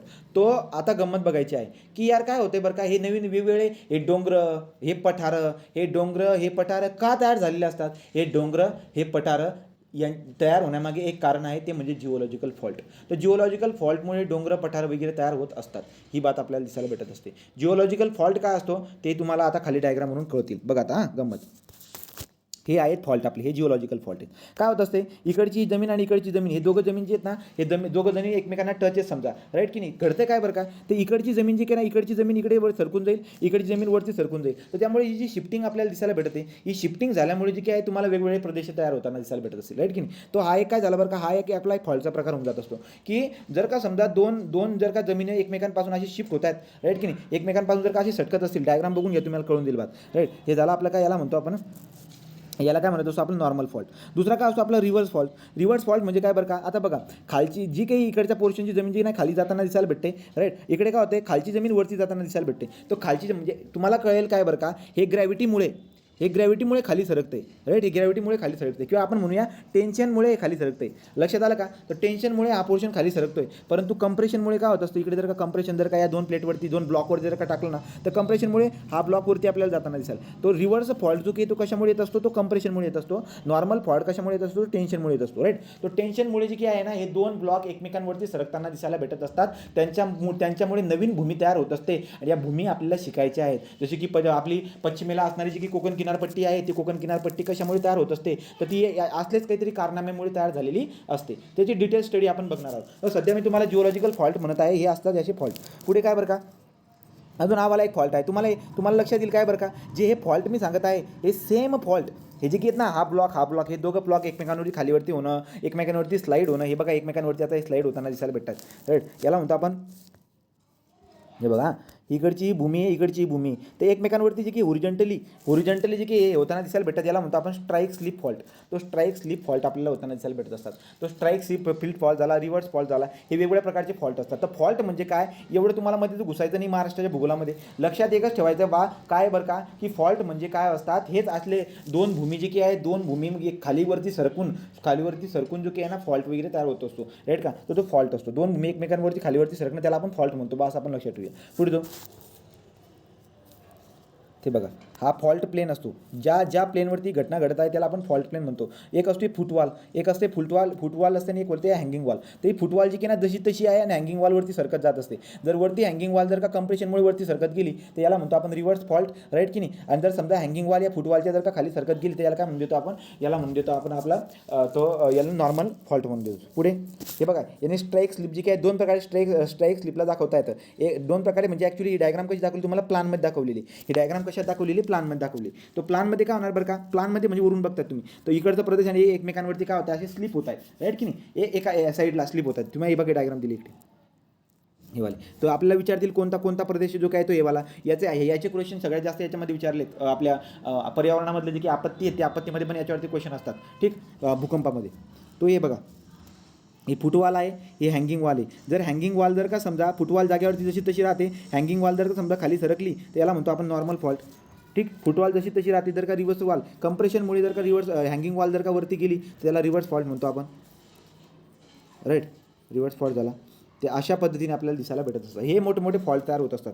हे बघा, हे असे टेन्शन फोर्समुळे, समजा ही एक जमीन इकडची जमीन टेन्शनमुळे इकडे तिकडे गेलात की नाही, इथे तुम्हाला बऱ्याचशा गोष्टी दिसायला भेटतील राईट की नाही. तो बऱ्याचशा काय तयार होतील बरं का, बऱ्याचशा गोष्टी आपल्याला ते तयार होताना दिसायला भेटत असतात. किंवा काय होणार बरं का, ज्या ठिकाणी तुम्हाला ही घटना दिसायला भेटते, काय होईल, ही जमीन वरची राहून जाईल आणि इकडचा पोर्शन जो ना हे खाली चाललं जाईल. त्यामुळे अशा पद्धतीने तुम्हाला असा पोर्शन दिसायला भेटेल. तुम्हाला आलं लक्षात, हे असं घडत असतं. तर फॉल्टमुळे जे ना अशा घटना तयार होत असतात, जे पेनाने मी लिहून दाखवले ना तसल्या घटना तयार होत असतात. हे कळून देईल तुम्हाला. हे झालं फॉल्ट. दुसरा काय असतो, तर बघा दुसरं काय असतं बघा, हे जे की डायग्राम दिलेली याला आपण फोल्ड म्हणतो. फोल्ड म्हणजे काय बरं का, की दोन मातीचे की लेअर आहेत ना, ते एकमेकांना कंप्रेशन फोर्समुळे अशा पद्धतीने फोल्ड वगैरे तयार होताना दिसायला भेटत असतात. हे जमिनीचे जे की पोर्शन आहे ना ते याच्याबद्दल काही जास्त लक्षात ठेवू नका तुम्ही ठीक. पुढे येऊ, ते फॉल्ट म्हणजे काय, हे सगळ्या गोष्टी तुम्हाला सांगून झाल्या. हे फॉल्टच्या डायग्राम तुम्ही बघू शकतात. इथं एक गोष्ट होती. हां, आता आपल्याला बघायचं आहे दुसरं पॉईंट काय बघायचं आहे, माउंटेन ब्लॉक माउंटेन म्हणजे काय असते बरं का, ज्याला मराठीमध्ये म्हणतात गटपर्वत. मराठीमध्ये काय म्हणतात त्याला, गटपर्वत. सो गटपर्वत कोणाला म्हणतो बरं का आपण, तर आपल्याला दिसायला भेटत असतं बरं का काय, की समजा इथं पण आपल्याला काय दिसायला भेटतो, एक फॉल्ट होताना दिसायला भेटतोय, इथं पण फॉल्ट होताना दिसायला भेटते, इथं पण फॉल्ट. तर दोघंच ठिकाणी आपल्याला फॉल्ट होताना दिसायला भेटतो. आतमध्ये काय होते बरं का, तुम्ही जर बघायला गेला तर इथं दिसायला भेटत आहे की जो काही आपला आतमधला भाग आहे, तो आतमधला भाग वरती उचलताना दिसायला भेटतोय आणि साईडचे भाग जे काही आहेत त्या जागेवरती आहेत. तर काय घडतंय बरं का, आतमधला पोर्शन वरती उचलला जातो due to the what side. इथं पण फॉल्ट तयार झाला आहे, त्यामुळे आतला भाग जो काही तो वरती उचलला जात असतो आणि इथं डोंगर वगैरे तयार होत असतात आणि याला काय म्हणतो आपण, ब्लॉक माउंटेन, याला काय म्हणत असतो आपण ब्लॉक माउंटेन, राईट. तो गट पर्वत म्हणजे काय बरं का, मराठी तिथे दिले आहे, मी तुम्हाला वाचून दाखवतो. कठीण पृष्ठभागावर जर एकाच वेळी दुहेरी प्रस्तरभंग झाला, प्रस्तरभंग म्हणजे फॉल्ट, इकडे पण फॉल्ट झाला, इकडे पण फॉल्ट झाला, दुहेरी प्रस्तरभंग होऊन काय होते बरं का असेल तर काही वेळा प्रस्तरभंगाबाहेरील भाग स्थिर राहतात. तर हे भाग काय आहेत, हे स्थिर आहेत, ही जागेवरती आहेत, राईट की नाही, जागेवरती आहेत. याला आपण फूट हे म्हणतो आपण, ते फूट वॉल वगैरे समथिंग त्याचं, हे जागेवरती आहेत. आणि मधला पोर्शन काय होतोय, मधला पोर्शन उचलला जातोय, तो मधला भाग वर उचलला जातो. तर काही वेळा दुहेरी प्रस्तरभागामधला भाग जो काय आहे तो स्थिर असतो, किंवा दुसऱ्या वेळेस काय होईल घडेल बरं का, हा मधला स्थिर राहील आणि आजूबाजूचे दोघे हे खाली शिफ्ट होऊन जातील, असं पण घटना घडू शकते, राईट की नाही. तर त्यामुळे हा मधला जो डोंगर तयार होत असतो, दोघांमुळे डोंगर तयार होत आहे, तो हा जो काही डोंगर तयार होत असतो याला काय म्हणतो आपण, याला म्हणतो माउंटेन ब्लॉक. याला काय म्हणतो, माउंटेन ब्लॉक. माउंटेन ब्लॉक कशा पद्धतीने तयार होत असतं की दोन प्रस्तरभंग किंवा दोन फॉल्ट झाल्यामुळे काय होतील, हे आजूबाजूचे दोघी जमीन एक तर खाली जातील आणि वरती शिफ्ट होईल याच्यामुळे, किंवा काय होईल शांत असतील आणि हा मधला जो ना वरती सरकून देईल, त्याच्यामुळे जे काय आपल्याला काय तयार होताना दिसायला भेटत असतं, माउंटेन ब्लॉक तयार होताना दिसायला भेटत असतं. झाली. नंतर पुढची बाग काय असते बरं का, हे बघा इथं दिले, सातपुडा पर्वत जो काय आहे भारतामधला सातपुडा पर्वत जो काय आहे तो भारतामधला सातपुडा पर्वत हा माउंटेन ब्लॉकपासून तयार झाला आहे. माउंटेन ब्लॉक म्हणजे काय बरं का, मधला पोर्शन वरती उचलला जाणं आणि साईडचे पोर्शन साईड शिफ्ट होणं, किंवा दुसरी काय असेल साईडचे जसे तसे उभे राहतील आणि मधला वरती शिफ्ट होऊन जाणं, राईट की नाही. तर सातपुडा पर्वत जो काय आहे, सातपुडा पर्वत रांगा जे काय आहे ते कशाची एक्झाम्पल आहे, ते ब्लॉक माउंटेन, त्याला गटपर्वत. तर गटपर्वत जे काय आहे ते गटपर्वत, सातपुडा पर्वत जो काय आहे तो गटपर्वत आहे. गटपर्वत म्हणजे काय, मधला पोर्शन वरती शिफ्ट झाला आहे, आजूबाजूचे खाली चालले गेलेत, राईट ना, तो गटपर्वत आहे. त्याच्याबद्दल लक्षात ठेवा. नंतर गटपर्वत, सातपुडा पर्वतचं मी एक्झाम्पल दिलं. नंतर आता पुढे काय असतं बरं का, रिफ्ट व्हॅली. तो रिफ्ट व्हॅली पण असते. रिफ्ट व्हॅली म्हणजे काय बरं का, हे बघा जमिनी कशा पद्धतीच्या आहेत, हे जमिनी बघा कशा पद्धतीने दिसायला भेटतात. तर काय होतं बरं का, टच झाली मधली जमीन जी की नाही खाली शिफ्ट होऊन जाते. अगोदर काय होतं, मतलब मधली जमीन जी की ती वरती शिफ्ट होत होती, त्याच्यामुळे आपण ब्लॉक माउंटेन तयार करून टाकला. परंतु मधली जमीन जर का समजा काही कारणास्तव जर का खाली जात शिफ्ट होत असेल ना, तर इथे काय तयार होताना दिसायला, आपल्याला व्हॅली तयार होताना दिसायला भेटेल. आणि याला काय म्हणून देतो आपण, याला रिफ्ट व्हॅली म्हणून देत असतो, राईट. तो रिफ्ट व्हॅली आपण त्याला म्हणून देतो. नंतर पुढे जातो आपण आता नद्यांबद्दल काय लक्षात ठेवायचं असतं, लक्षात घ्या.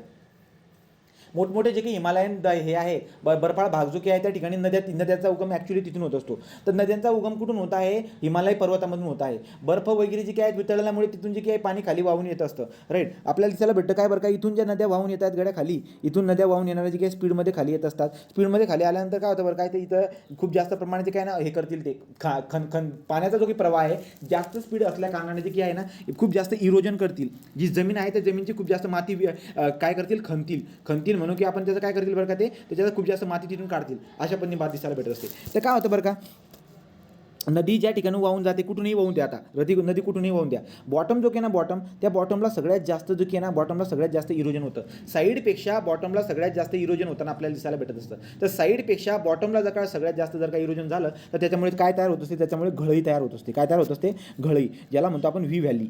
काय म्हणतो, त्याला आपण व्ही व्हॅली. तर घळई जी काही आहेत ना, आपण पुढे जाऊन घळई वगैरे पण शिकणार आहोत. व्ही व्हॅली कोणाला म्हणतो आपण, कशा पद्धतीने तयार होत असतं ते तर लक्षात ठेवायचं. पर्वतामधून आलेल्या ज्या काही नद्या आहेत, पर्वतामधून आलेल्या नद्या ज्या काही आहेत ते तीव्र उतारा म्हणून वाहत असतात, ठीक आहे. तर पर्वतामधून वाहणाऱ्या नद्या की तीव्र याच्यामध्ये वाहत असतात, तीव्र गतीने वाहत असतात. तीव्र गतीने वाहत असताना काय होत असते, बॉटम जो काही आहे तो बॉटम जास्त इरोड होत असतो, बॉटमची माती जास्त निघत असते साईडपेक्षा. तर विचार करा ना तुम्ही, आता मला सांगा, समजा असा काहीतरी एखादा पोर्शन आहे, ही सपाट भाग आहे, याच्यावरून नदी वगैरे वाहत असेल तर असं काहीतरी घडणार आहे, राईट की नाही. बट ॲक्च्युली असं नाही घडणार. काय घडेल, हा जो मधला पोर्शन हा याचं जास्त इरोजन होईल आणि साईडच्या पोर्शनचं कमी इरोजन होईल. त्यामुळे असं व्हॅली जी काही आपल्याला तयार होताना दिसायला भेटत असतात, याला म्हणतात घळई. याला काय म्हणतात आपण, घळई किंवा व्ही शेप व्हॅली आपण त्याला म्हणत असतो. तर व्ही शेप व्हॅली जी काही आहे त्याला आपण घळई म्हणत असतो. नदींमुळे जी काही आहे घळई तयार होताना दिसायला भेटत आहे आपल्याला. ओके, पुढचं असतं चबुतरे.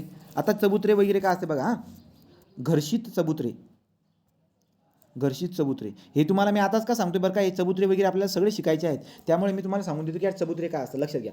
काय होतं बरं का, हे जे काही ना हा समुद्र आहे, इकडे हा काय, हा समुद्र आहे आणि इकडे काय होतं बरं का, हा किनारा आहे, तो एक किनारा. आणि किनाऱ्यावरती समजा असा छोटासा असा डोंगराळ भाग असेल, काहीतरी असा डोंगराचा भाग आहे. समुद्राचं पाणी काय आहे, समुद्राचं भरती झाली जहाजांमुळे जे की आहेत ना, यांच्या जे की आहेत ना खूप साऱ्या लाटा तयार होत असतात. या लाटा जाऊन किनाऱ्यावरती आदळतात. मग काय होईल बरं का, तुम्हाला दिसायला भेटेल की समजा असा डोंगराचा भाग होता, इथं जे ना असं काय, इथं मोठं महासागर आहे. तर महासागरामधलं पाणी जे काही नाही, समुद्रामधलं पाणी येऊन इथं धक्का मारते. त्यामुळे काय होते, इकडचा जो पोर्शन आहे कुठला? हा वाला. तो हा मध्ये गचत जातो, हा मध्ये गचत जातो. समजा आपण असं म्हणूया अशा पद्धतीचा डायरेक्ट डोंगराचा भाग आहे. तो हा मध्ये गचत जाईल, मध्ये गचत जाईल. पाण्याचं बघा ना तुम्ही, पाणी येईल स्पीडमध्ये आणि इथं टक्कर खाईल खूप जास्त जोराने. त्यामुळे त्याचं इरोजन होऊन जाईल आणि इरोजन होऊन काय होईल बरं का, असा पोर्शन तयार होईल, असा पोर्शन तयार होईल. पुन्हा अजून असा पोर्शन तयार होईल, असा असा गुफा तयार आतमध्ये होताना दिसायला भेटून. असं गुफा तयार होऊन जाईल आणि गुफा जर का खूप जास्त जर का तयार झाला तर हा वरचा पोर्शन डायरेक्ट सरळ सरळ खाली पडून जात असतो. तुम्हाला कळतंय का बघा. असा पोर्शन आहे, इथं नदीचा इथं समुद्र वगैरे, तो टक्कर खाऊन टक्कर मारून हा पुरा पोर्शन जो आहे ना असा कच्च्यापणे असा होऊन जात असतो. आणि जर का समजा वरचा लोड जर खूप जास्त झाला तर वरचा लोड हा पुरा खाली पडून जात असतो. आणि हा पुरा पोर्शन जर का खाली पडला तर काय होईल बरं का, किनारा जो की ना समुद्राचा किनारा असा वाढून गेला, राईट ना. समुद्राचा जो की किनारा होता तो कशापणे वाढला, इथं समुद्र होतं, हा इकडे जो की ना इकडून असं खणत हा एवढा पोर्शन राहिला. कुठे गेलं हे बघा, अशा पद्धतीने राहिला. आणि काही वेळानंतर हा वरचा सगळा पोर्शन पण खाली पडून जात असतो. त्यामुळे किनारा किती झाला बरं का, एवढा किनारा साफ होऊन गेला. आणि जो नवीन किनारा आता तयार झालेला आहे याला म्हणतो आपण चबुत्रा. याला काय म्हणतो आपण? चबुत्रा, राईट की नाही. तो चबुत्रे आपण त्याला म्हणत असतो. चबुत्रे म्हणजे काय बरं का, घर्षित चबुत्रे म्हणजे काय की समुद्राला लागून असणारे मोठे मोठे देखील डोंगर असतात. समुद्राचे पाणी त्याच्यावरती आदळल्यामुळे काय होत असतं, खालचा जो पोर्शन असतो तो खालचा पोर्शन इरोड होऊन जातो. खालचा पोर्शन इरोड झाल्यामुळे वरचा पोर्शन वजनामुळे खाली पडून जात असतो. आणि सगळाचा सगळा जो किनारा आहे, हा किनारा एवढा सगळा साफ होऊन जातो. तो किनारा शिफ्ट होऊन गेला, राईट की नाही. एवढा किनारा आतमध्ये शिफ्ट होऊन गेला. कशामुळे? हे घर्षणामुळे. त्यामुळे याला आपण काय म्हणत असतो, जो नवीन मैदान आता इथे तयार होईल त्याला म्हणतात घर्षित चबुत्रे. त्याला काय म्हणतात? घर्षित चबुत्रे. त्याला घर्षित चबुत्रे आपण म्हणून देत असतो. पुढचा पॉईंट काय असतो बरं का, आपल्याला दिसायला भेटेल काय, समजा हा जो आहे ना समुद्र आहे, राईट ना. हा एवढा पुरा समुद्र आहे आणि हा समुद्राचा किनारा आहे. इकडचा काय समुद्राचा किनारा आहे. समुद्रामध्ये बरेचसे काय असतात बरं का, हे वाळू असणार, नदी म्हणा किंवा समुद्र म्हणा. समुद्राची आपण बात करूया तर समुद्रामध्ये असणारे काही पार्टिकल्स असतील, पार्टिकल असेल, किंवा आपण म्हणूया समुद्रामध्ये जे काही बरेचसे शंखू वगैरे तसले काय काय असतात. तर समुद्राच्या पाण्यासोबत ते येतात आणि पाण्यासोबत येऊन काय करतात, किनाऱ्यावरती साचतात. किनाऱ्यावरती काय होतात, साचतात. तर समुद्रामध्ये असणारे वाळू किंवा शंकू किंवा ते शिंपले वगैरे जे काही आहेत पाण्यासोबत किनाऱ्यावरती येतात आणि पाणी जेव्हा परत जातं ते किनाऱ्यावरतीच राहून देतात. ते किनाऱ्यावरतीच राहून जातात, ते पाण्यासोबत परत जात नाही. तर त्यामुळे काय होतं, हे वाळू झालं, शंकू झाले, शिंपले झाले, यांची काय होते या ठिकाणी खूप जास्त काय होतं, याचा थरथार होऊन जात असतो. तर यांचा काय होऊन जातं, यांचा थरथार होऊन जात असतो. तर वाळू, शंकू, शिंपले यांचा जो आहे ना याचा एक थरथार होऊन जात असतो. आणि हे जे काही थरं असतात या थरांना आपण काय म्हणत असतो, त्या थरांना जे काही आहे यांना पुळणी म्हणतात. यांना पुळणी किंवा चौपाटी, याला काय म्हणतात, चौपाटी. तर आता किनारपट्टी जेव्हा शिकवणार ना तुम्हाला मी, तेव्हा सांगणार मी चौपाटी काय असते. चौपाटी म्हणजे काय मी आता सांगून दिले, लक्षात घ्या. तर समुद्राचं जे की ना, समुद्राचं पाणी जेव्हा लाटां थ्रू किनाऱ्यावरती येत असतं तर लाटांमार्फत ते बरंचसं शंकू शिंपले वाळू बरंचसं आणत असतं. आणि जेव्हा पाणी परत जात असतं ते शंकू शिंपले तिथेच राहून जातात. किनाऱ्यावरती पाणी त्याचं वापस चाललं जातं. शंकू शिंपले जे की आहेत ना ते किनाऱ्यावरती राहून जातात. आणि शंकू शिंपले वाळू यांच्या संचयामुळे यांचं जे काही आहे ना, यांचं सेडिमेंट होऊन, याचं संचय होऊन जे काही आहेत ना, तो एक लेअर बनून जात असतो आणि त्याला आपण पुळणी किंवा चौपाटी म्हणत असतो. तर पुळणी किंवा चौपाटी म्हणजे काय ते पण तुम्ही लक्षामध्ये राहू द्या, राईट. नंतर पुढे काय असते बरं का, तर पुढचा पोर्शन हे बरंचसं दिलं आहे तुम्हाला मी. हां, एक घळई, हे बघा, एक घळई, धबधबा, व्ही आकाराची दरीला आपण घळई म्हणत असतो, राईट की नाही. हे कशामुळे, नदीच्या कारणामुळे तयार झालेले आहेत. हे बघा, ही घळई असते, याला म्हणतो आपण घळई, ठीक. तर याला काय म्हणतो आपण, घळई. नंतर पुढे काय, एक घळी झालं, ही व्हॅली झाली, धबधबा, ठीक. हे सगळं तुम्हाला जेवढं बडबड केली. हां, आता बघा रे, इथं जे ना, इथं खूप जास्त डोंगर होता, इथं खूप मोठा डोंगर होता असा, राईट की नाही. पण खाली असं हे करून खाली पडून गेलं, राईट का. पुन्हा ते मागे इकडे, तो असं करून आहे बघा, असा सगळा मैदान तयार होऊन गेला अख्खा डायरेक्ट, राईट की नाही. अख्खा असा मैदान तयार होऊन गेला. तर यामुळे याला मी काय म्हणतो, याला चबुत्रा म्हणतो. याला काय म्हणतो मी, चबुत्रा म्हणतो, राईट. नंतर समुद्री हे पण असतात, समुद्री काय म्हणतो, समुद्री खांब म्हणजे काय माहिती आहे का, आजूबाजू सगळं निघून जातं आणि एकच खांबा समुद्रामध्ये असा उरून जातो डायरेक्ट. सगळे आजूबाजू खडकं सगळे फुटून जातात आणि मध्ये फक्त एकच खांबा उभा राहतो. त्याला म्हणतो आपण समुद्री खांब आपण त्याला म्हणत असतो. तर बरीचशी शब्द आपल्याला पुढे जाऊन लागणार आहेत, राईट.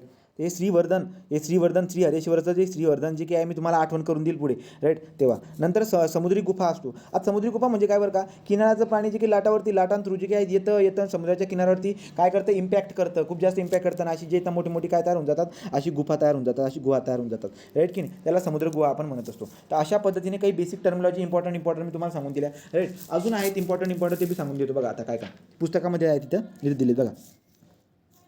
एक म्हणजे जिओलॉजिकल फॉल्ट, हे जमिनींच्या खालीवरती होणं जे की नाही याला आपण जिओलॉजिकल फॉल्ट म्हणतो साध्या भाषेमध्ये आपण लक्षात ठेवलं. लक्षात घ्या आपली जी की महाराष्ट्रामधली कोकण किनारपट्टी जी की आहे ना ती कशामुळे तयार झालेली आहे, एक प्रश्न तुम्हाला परीक्षेला पक्का विचारणार आहे. प्रस्तरभंग ज्याला फॉल्ट म्हणतो, जिओलॉजिकल फॉल्टमुळे महाराष्ट्राची जी काही कोकण किनारपट्टी आहे तर महाराष्ट्राची कोकण किनारपट्टी ही कशामुळे तयार झालेली आहे, ती जिओलॉजिकल फॉल्टमुळे तयार झालेली आहे. हा एक प्रश्न महाराष्ट्र MPSCमध्ये विचारला गेला आहे, लक्षामध्ये राहू द्या तुम्ही. ठीक, हां पुढे जाऊ. गटपर्वत म्हणजे काय सांगितलं ना मी, गटपर्वत म्हणजे काय बरं का, की मधला पोर्शन जो की ना वरती उठून जातो. कसा उठून जाईल तो, एकतर साईडची जशी तशी राहतील आणि मधला उठून जाईल. नाही तर काय होईल बरं का, की मधला जो की ना जागेवरती जसं राहील खालची साईडची ना ते खाली सरकून जातील. त्याच्यामुळे काय तयार होतं, हे ब्लॉक माउंटेन तयार होत असतात. ब्लॉक माउंटेन तयार होऊन जे की आहे बघा, महाराष्ट्रातील सह्याद्री पर्वत आणि सातपुडा पर्वत, सह्याद्री पर्वत बी आणि सातपुडा पर्वत पण हे एक्झाम्पल कशाचे आहेत, हे एक्झाम्पल आपले कशाचे आहेत, हे गटपर्वताचे एक्झाम्पल आहे. तर तुम्हाला परीक्षेमध्ये विचारतील की गटपर्वताचं एक्झाम्पल सांगा, तर सातपुडा पर्वत आणि सह्याद्री पर्वत जे की आहेत हे काय आहेत, आपले उदाहरणं आहेत आपल्या गटपर्वताची. पुढे जातो आपण. आता हे अवशिष्ट पर्वत आहे. अवशिष्ट पर्वत म्हणजे काय असते, ते अवशिष्ट पर्वत म्हणजे नरम दनम माती जी ना वरची टॉपवरची नरम दनम माती निघून जात असते ना, हाड मातीमुळे जे की ना ते पर्वत वगैरे तयार असतात. तर हाड पर्वत जे की असतात त्यांना अवशिष्ट पर्वत असे काहीतरी म्हणतात, राईट. अवशिष्ट पर्वत पुन्हा अजून नवीन एकदा जेव्हा शब्द येईल ना मी तेव्हा तुम्हाला सांगेल. आता त्याच्याबद्दल जास्त मी काही सांगत नाही. ठीक, पुढे काय, गळई म्हणजे तुम्हाला सांगून दिलं मी, नदीच्या प्रवाहामुळे जी की काय कशी गळई तयार होत असते. गळई कशी तयार होत असते, बॉटमचं जो की ना जास्त इरोजन होत असतं, साईडचा इरोजन कमी होत असतं, त्यामुळे व्ही शेपची व्हॅली वगैरे तयार होताना आपल्याला दिसायला भेटत असते. घर्षित चबुतरे म्हणजे काय तेही तुम्हाला सांगितले. आता नदीचे खोरे, MPSCमध्ये नेहमी क्वेश्चन असतो नदीच्या खोऱ्यावरती. काय बरं का, समजा महाराष्ट्र आहे आपला, हा भारत आहे, इथं आपला महाराष्ट्र आहे. तर काय म्हणतात बरं का, म्हणतात की गोदावरी नदीचे खोरे दाखवा. गोदावरी नदीचे खोरे म्हणजे ज्याला आपण बेसिन म्हणतो, हायड्रोलॉजीमध्ये आपण त्याला काय म्हणतो, बेसिन म्हणतो. मग बेसिन म्हणजे काय बरं का, समजा एखादी काय बरं का, ही नदी, तर नदीला येणाऱ्या उपनद्या, नदीला ज्या नद्या भेटतात त्यांना आपण उपनद्या म्हणतो. मग समजा ही नदी, ही मेन नदी समजा ही गोदावरी नदी आहे, तर गोदावरी नदीचा समजा प्रवाह इकडे जातो, आपण अशा पद्धतीने दाखवूया, राईट. तर मग ही एक नदी, दुसरी एक कोणती तरी नदी, राईट, काय बऱ्याचशा उपनद्या येऊन इथं भेटत असतात, राईट की नाही, किंवा छोट्या नद्या किंवा मोठ्या नद्या जे आहेत ना गोदावरी नदीला येऊन भेटत आहेत. तर मग आपल्याला दिसायला भेटलं की कुठून येते बरं का सगळं पाणी, तर सगळा जो काही पोर्शन असतो त्याला काय म्हणतो आपण, त्याला कॅचमेंट एरिया म्हणतो. तर नदीला पाणी ज्या एरियापासून येत असतं, मग नदीला पाणी ज्या एरियापासून येत असतं तो सगळा आपला काय असतो, तो बेसिन असतो, राईट की नाही. आणि त्या बेसिनला आपण काय म्हणतो, खोरे म्हणतो मराठीत. तो त्याला काय म्हणतो आपण, खोरे म्हणतो. तर त्यामुळे नदीचे खोरे म्हणजे काय बरं का, नदीला बरेचशा उपनद्या असतात. तो मेन नदीला बऱ्याचशा उपनद्या असतात. उपनद्यांचा भाग, नदीला जेवढे पोर्शन भेटत आहेत, कुठून भेटत आहेत ते बघायचं तुम्ही, लक्षात. हे बघा, सो ही नदी होती, हे उपनदी इथून कुठून तरी वाहत येतोय, तो हा सगळा जो पोर्शन आहे ना याला म्हणतो आपण काय, गोदावरी नदीचं खोरे बॉय. हे गोदावरी नदीचं खोरे, कोणतं एवढा खोरं आहे, डायरेक्ट एवढं खोरं. तो खोरं म्हणजे बेसिन, ज्या एरियामध्ये ज्या पॉईंटपासून पाणी येऊन नदीला भेटत आहे ना, त्या पॉईंटपासून तर सगळं जो अंतर असणार त्याला आपण बेसिन म्हणतो. हे तुम्हाला चांगल्या पद्धतीने माहिती असेल. तर खोरे, तुम्हाला नदीची खोरे जेव्हा शिकवेल तेव्हा अजून तुम्हाला चांगलं कळून जाईल ते. पुढे खाडी. आता खाडी काय असते बरं का, खाडीचा मिनिंग होतो खारट, खारट, राईट की नाही. आता काय होईल बरं का, गंमत बघा, आपल्याला काय दिसायला भेटतं, समजा हे इकडे अरबी समुद्र आहे, इकडे बंगालचा उपसागर आहे, खाली जे ना हिंदी महासागर आहे. आता काय दिसायला भेटत असं, समजा महाराष्ट्र आहे आपला, महाराष्ट्रामधून सह्याद्री पर्वत असते, सह्याद्री पर्वतच्या नागा पश्चिम घाट ज्याला म्हणतो ना, पश्चिम घाट सरळ इथून एवढा मोठा, खूप मोठा पश्चिम घाट असतो आपला महाराष्ट्रामधून पश्चिम घाट गेलेला आहे, राईट की नाही. हा पश्चिम घाट जे ना ज्याला सह्याद्री पर्वत म्हणतो मी, त्या सह्याद्री पर्वतामधून बऱ्याचशा नद्या निघतात आणि या नद्या ना इकडे उतरता भाग असल्यामुळे तुम्हाला सांगतो ते कसा उतरता भाग असतो, ते कुठे जातात बरं का, अरबी समुद्राला जाऊन भेटत असतात, बरोबर. मग आता या जे की समांतर नद्या आहेत सगळ्या, या समांतर नद्या आपल्या अरबी समुद्राला जाऊन भेटत आहेत, बरोबर की नाही. हां, तर लक्षात घ्या. आता समजा ही नदी आली वाहून, इथं काय आहे बरं का, इथं महासागर, हे पुन्हा अरबी समुद्र आहे, राईट, अरबी समुद्र आहे. तर आता अरबी समुद्रामध्ये पाणी कसं असतं, खारट असतं. अरबी समुद्रामध्ये सगळ्यात जास्त खारट पाणी असतं. नंतर इकडे जर बघायला गेलात ना, तर इकडे काय असतं, बंगालच्या उपसागरामध्ये पाणी याच्या तुलनेने कमी खारट असतं. इथे जे काय म्हणजे अशा पद्धतीने ती रेंज दिसायला भेटेल. इकडे सगळ्यात जास्त खारट पाणी, त्याच्यापेक्षा कमी खारट पाणी, याच्यापेक्षा कमी खारट पाणी इथं दिसायला भेटत असते. समुद्राने तिघ बाजूने घेरत असल्या कारणाने याला आपण द्वीपकल्पीय द्वीपकल्पीय भाग म्हणत असतो. आणि महाराष्ट्र कुठे असतो, द्वीपकल्पीमध्ये असतो, हे तुम्हाला सांगितलं मी, राईट. आता ही नदी जी वाहत येते समुद्रामध्ये काय होत असतं, लाटांमुळे बरंचसं पाणी नदींमध्ये पण शिरतं. ही नदी, हे इथं काय असतात, हे अरबी समुद्र आहे. तर अरबी समुद्रामधल्या लाटा जे आहेत ना, ही समजा एकच नदी, तर लाटा जे आहेत ना, नदी लाटांमधलं महासागरामधल्या ज्या की लाटा उठत आहेत त्या लाटांचं पाणी नदीमध्ये पण शिरतं. नदीमध्ये बी शिरणार. नदीमध्ये कुठपर्यंत शिरणार बरं का, म्हणजे याचा अर्थ काय बरं का, नदीचं पाणी कसं असतं, गोड पाणी असतं, बरोबर की नाही. आणि अरबी समुद्राचं पाणी कसं आहे, खारट पाणी आहे. तर हे खारट पाणी कुठल्या तरी अंतरापर्यंत जाईल लाटांमार्फत. तर जेवढ्या अंतरापर्यंत समुद्राचं खारट पाणी नदीमध्ये, समुद्राचं खारट पाणी नदींमध्ये ज्या अंतरापर्यंत शिरतं, राईट का, म्हणजे खारट पाणी, समुद्राचं खारट पाणी नदींमध्ये ज्या अंतरापर्यंत शिरतं त्याला खाडी असे म्हणतात. तर खाडी, छोटी खाडी असते, मोठ्या खाडीतला आपण काय म्हणत असतो, मोठ्या खाडीला आपण आखात म्हणत असतो. काय म्हणत असतो आपण, आखात. तर लक्षात आलं का तुम्हाला खाडी म्हणजे काय बरं रे. तर जे काही मोठे मोठे जे काही खारट आपले अरबी समुद्र आहे की नाही, अरबी समुद्रामध्ये पाणी कसं आहे, खारट पाणी आहे. आणि नद्या येतात ना, या गोड्या पाण्याच्या नद्या जे काही तिथे अशा येत असतात. तर जे खारट पाणी आहे लाटांमार्फत या नदीमध्ये कुठल्या तरी अंतरापर्यंत जाईल. तर खारट पाणी नदींमध्ये ज्या अंतरापर्यंत जात असताना त्याला आपण खाडी म्हणत असतो. छोटी खाडी, छोटे जो काही असेल ना, छोटं अंतर जे असेल ना त्याला आपण खाडी म्हणत असतो. आणि जर का जास्त अंतर असेल ना त्याला आपण आखात म्हणत असतो. जसं की बंगालचा आखात असतो, इकडे आपल्या इकडचे आखात आहेत, राईट की नाही, इकडे आपल्या गुजरातकडे आखात आहेत. तर असे आखात दिसायला भेटत असतात. कळालं का खाडी म्हणजे काय, खाडी म्हणजे काय कळालं का, राईट. पुढे तो खाडी झालं. नंतर पुढे आपल्याला दिसायला भेटत असते, पुढचं असतो आता आपला नदीचे खोरे झाले, खाडी झालं. आता दंतूर किनारा म्हणजे काय बरं का, आपल्याला दिसायला भेटेल की यार महाराष्ट्राला समुद्र किनारा किती 720 किलोमीटरचा लाभला आहे म्हणे, राईट. मग आता काय दिसायला भेटत असतं की जो काही किनारपट्टीवरती इकडे काय आहे, इकडे अरबी समुद्र आहे, राईट. इकडे अरबी समुद्र आहे. समजा अशा पद्धतीने आपण हे करूया, हा अशा पद्धतीने जे नाही, अशा पद्धतीने हे आपलं महाराष्ट्र आहे समजा. या अशा पद्धतीने इकडे महाराष्ट्र, इकडे अरबी समुद्र आहे. तर काय दिसायला भेटतं यार की दातं कशी असतात ना, दातं आपली दातं कशी आहेत, त्या दातासारखं जे ना अरबी समुद्र आणि याचा किनारा बघा, किनारा तो महाराष्ट्राचा जो की इकडे किनारा जो आहे ना तो कशासारखा आहे, दातासारखा आहे. तर दातासारखा दिसायला भेटतोय, दातासारखा. त्यामुळे आपण काय म्हणत असतो, या किनाऱ्याला काय म्हणतो आपण, दंत किनारा. तर दंत किनारा म्हणजे काय बरं का, की महाराष्ट्राचा जो पश्चिमेकडचा किनारा आहे ज्याला आपण कोकण किनारपट्टी म्हणतो, तो अरबी समुद्र ह्यावाला जो की किनारा आहे इकडचा, अरबी समुद्राला टच झालेला जो किनारा आहे तो दातांच्या शेपसारखा वक्राकार आहे. तर वक्राकार असल्या कारणाने त्याला आपण काय म्हणत असतो, त्याला दंत किनारा म्हणतो, दंतुक किनारा म्हणतो. बघा कुठे गेलं दंतूर, हे बघा इरेग्युलर शिसोर. जेव्हा समुद्र किनारपट्टी ही एका रेषेत न राहता ती ठिकठिकाणी वक्राकार स्वरूपाची असते त्यावेळेस आपण त्याला त्या किनारपट्टीला दंतूर आहे असे आपण म्हणत असतो. कोकण किनारपट्टी हे त्याचं उदाहरण आहे. लक्षामध्ये, तर कोकण किनारपट्टी हे दंतूर किनारा जो की आहे, दंतूर किनाराचं उदाहरण आहे. का बरं का, कारण की काय आहे की जो किनारपट्टी ना ती स्ट्रेट नाही आहे, ती वक्राकार भागामध्ये, वक्राकार भाग पण तर आहे, पण वक्राकार भागाचा शेप कशासारखा आहे, टीतसारखा आहे, दातांसारखा आहे. त्यामुळे त्याला काय म्हणतात, दंतूर किनारपट्टी. आणि दंतूर किनारा जो की आहे, दंतूर किनाराचं उदाहरण कोणतं आहे, महाराष्ट्राची किनारपट्टी. याच्यावरती MPSC मध्ये क्वेश्चन विचारला गेला आहे. महाराष्ट्रामधील कोकण किनारपट्टी जो की आहे त्याचा किनारा कसा असतो, दंतूर किनारा असतो. कोणता किनारा असतो, दंतूर किनारा असतो. लक्षात ठेवायचं, ठीक. पुढे काय आता, पर्वत. तो पर्वतबद्दल बघूया आता. पर्वत, डोंगर आणि शिखर हे जवळजवळ सेम आहेत. थोडासा चेंज आपल्याला दिसायला भेटत असतो. जसं की डोंगर आणि पर्वत, टेक्निकल भाषा म्हणा, गावठी भाषा म्हणा, तसल्या पद्धतीने तुम्ही म्हणू शकतात. किंवा त्याच्या उंचीवरून पर्वत, डोंगर आणि शिखर. आता शिखर जे की असतं ना तुम्हाला दिसायला भेटेल, सगळ्यात उंच जो असतो तो असतो शिखर. म्हणजे मला दिसायला भेटते की या ठिकाणी पर्वताच्या रांगा आहेत, अशा पर्वताच्या रांगा आहेत. आता अशा पर्वताच्या रांगांनी पण तुम्ही समजून घ्या, अशा आहेत बघा इथं, राईट. सर्वात उंच जो काही सर्वात उंच जो पर्वत असतो, पर्वत रांगामधला सगळ्यात उंच पर्वत जो काही असतो त्याला काय म्हणतात, शिखर म्हणतो आपण. त्याला आपण म्हणतो शिखर. तर शिखराबद्दल पण आपण बघणार आहोत. महाराष्ट्रामधलं सगळ्यात मोठं शिखर कोणतं, भारतामधलं सगळ्यात मोठं शिखर कोणतं, राईट की नाही, जगातलं सगळ्यात मोठं शिखर कोणतं, हे आपण एक म्हणजे माहितीसाठी आपण ते पुढे जाऊन शिकणार आहोत. ओके. तर तुम्हाला काय म्हणतोय बरं का मी, पर्वत रांगा असतात, राईट की नाही. आपण क्रम पण लावू शकतो. सगळ्यात छोटा काय असतो, डोंगर, त्याच्या वरती काय असतो, पर्वत, त्याच्यावरती काय असतो, शिखर. अशा पद्धतीने आपल्याला दिसायला भेटत असतात. तो डोंगर, पर्वत आणि शिखर हे जवळजवळ सेमच आहेत, राईट की नाही.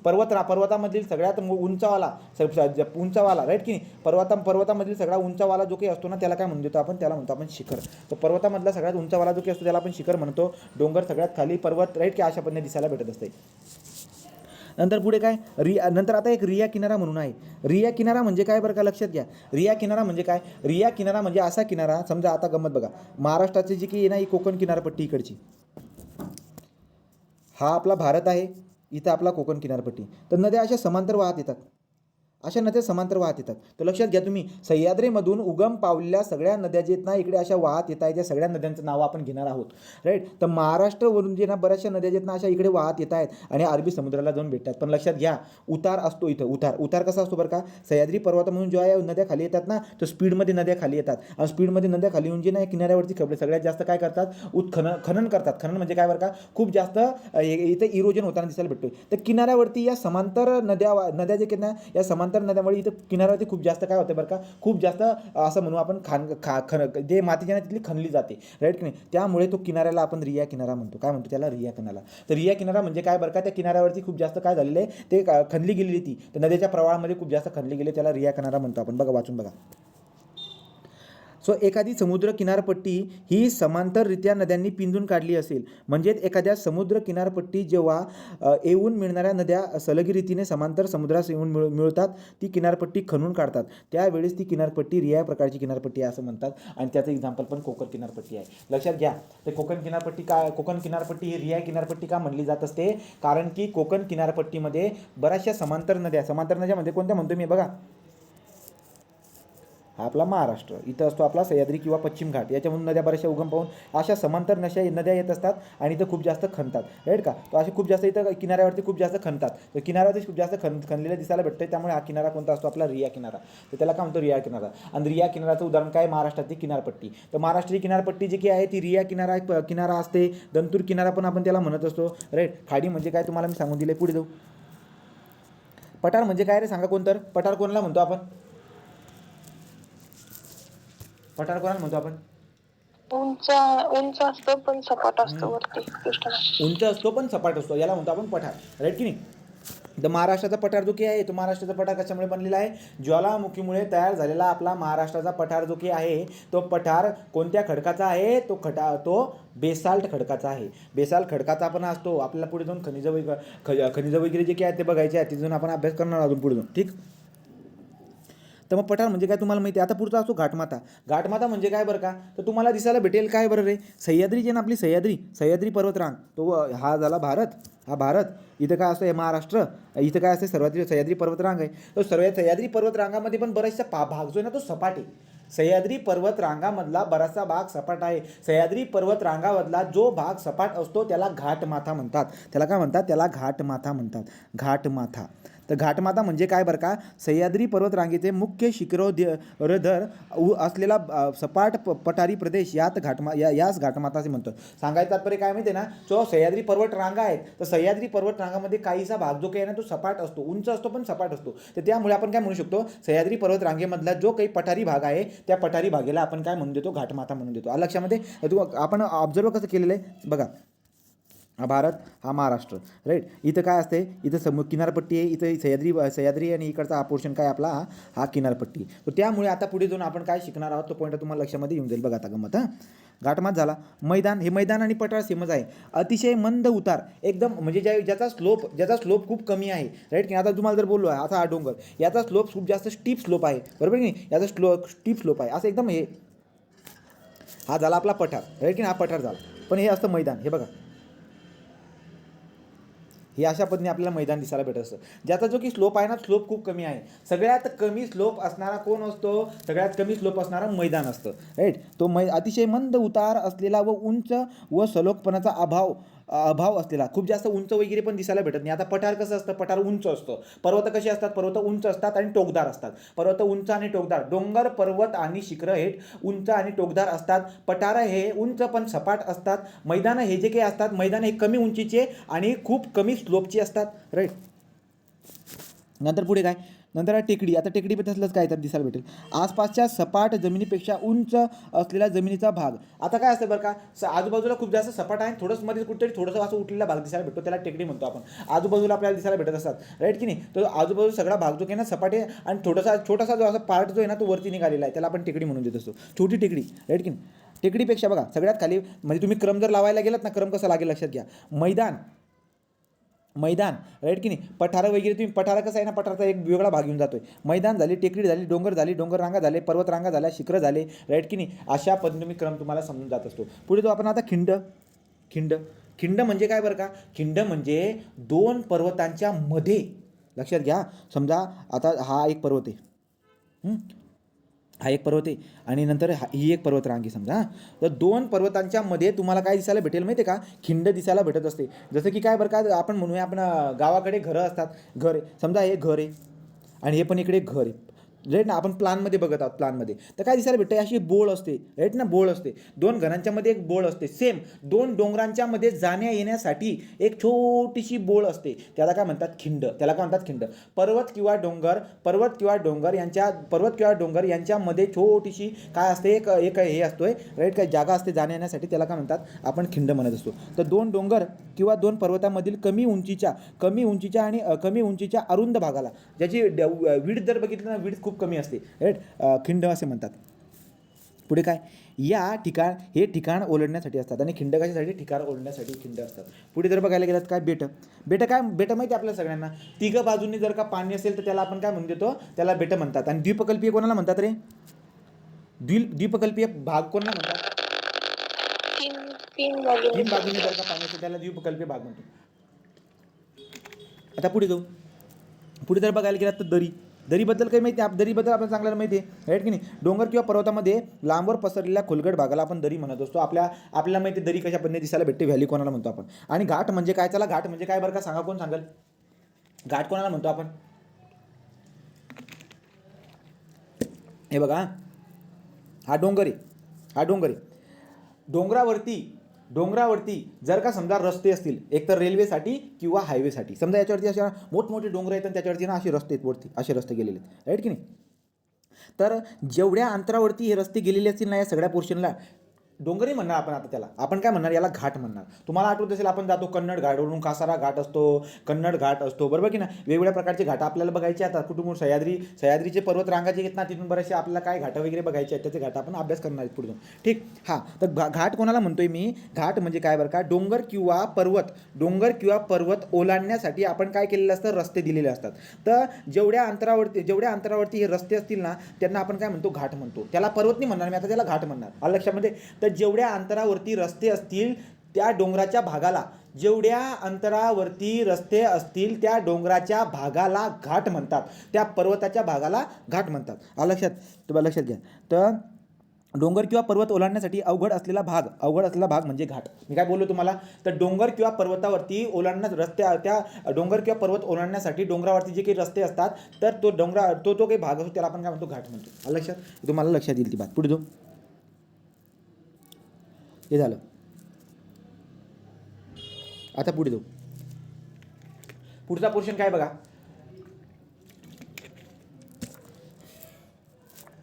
आता बघायचे आपल्याला.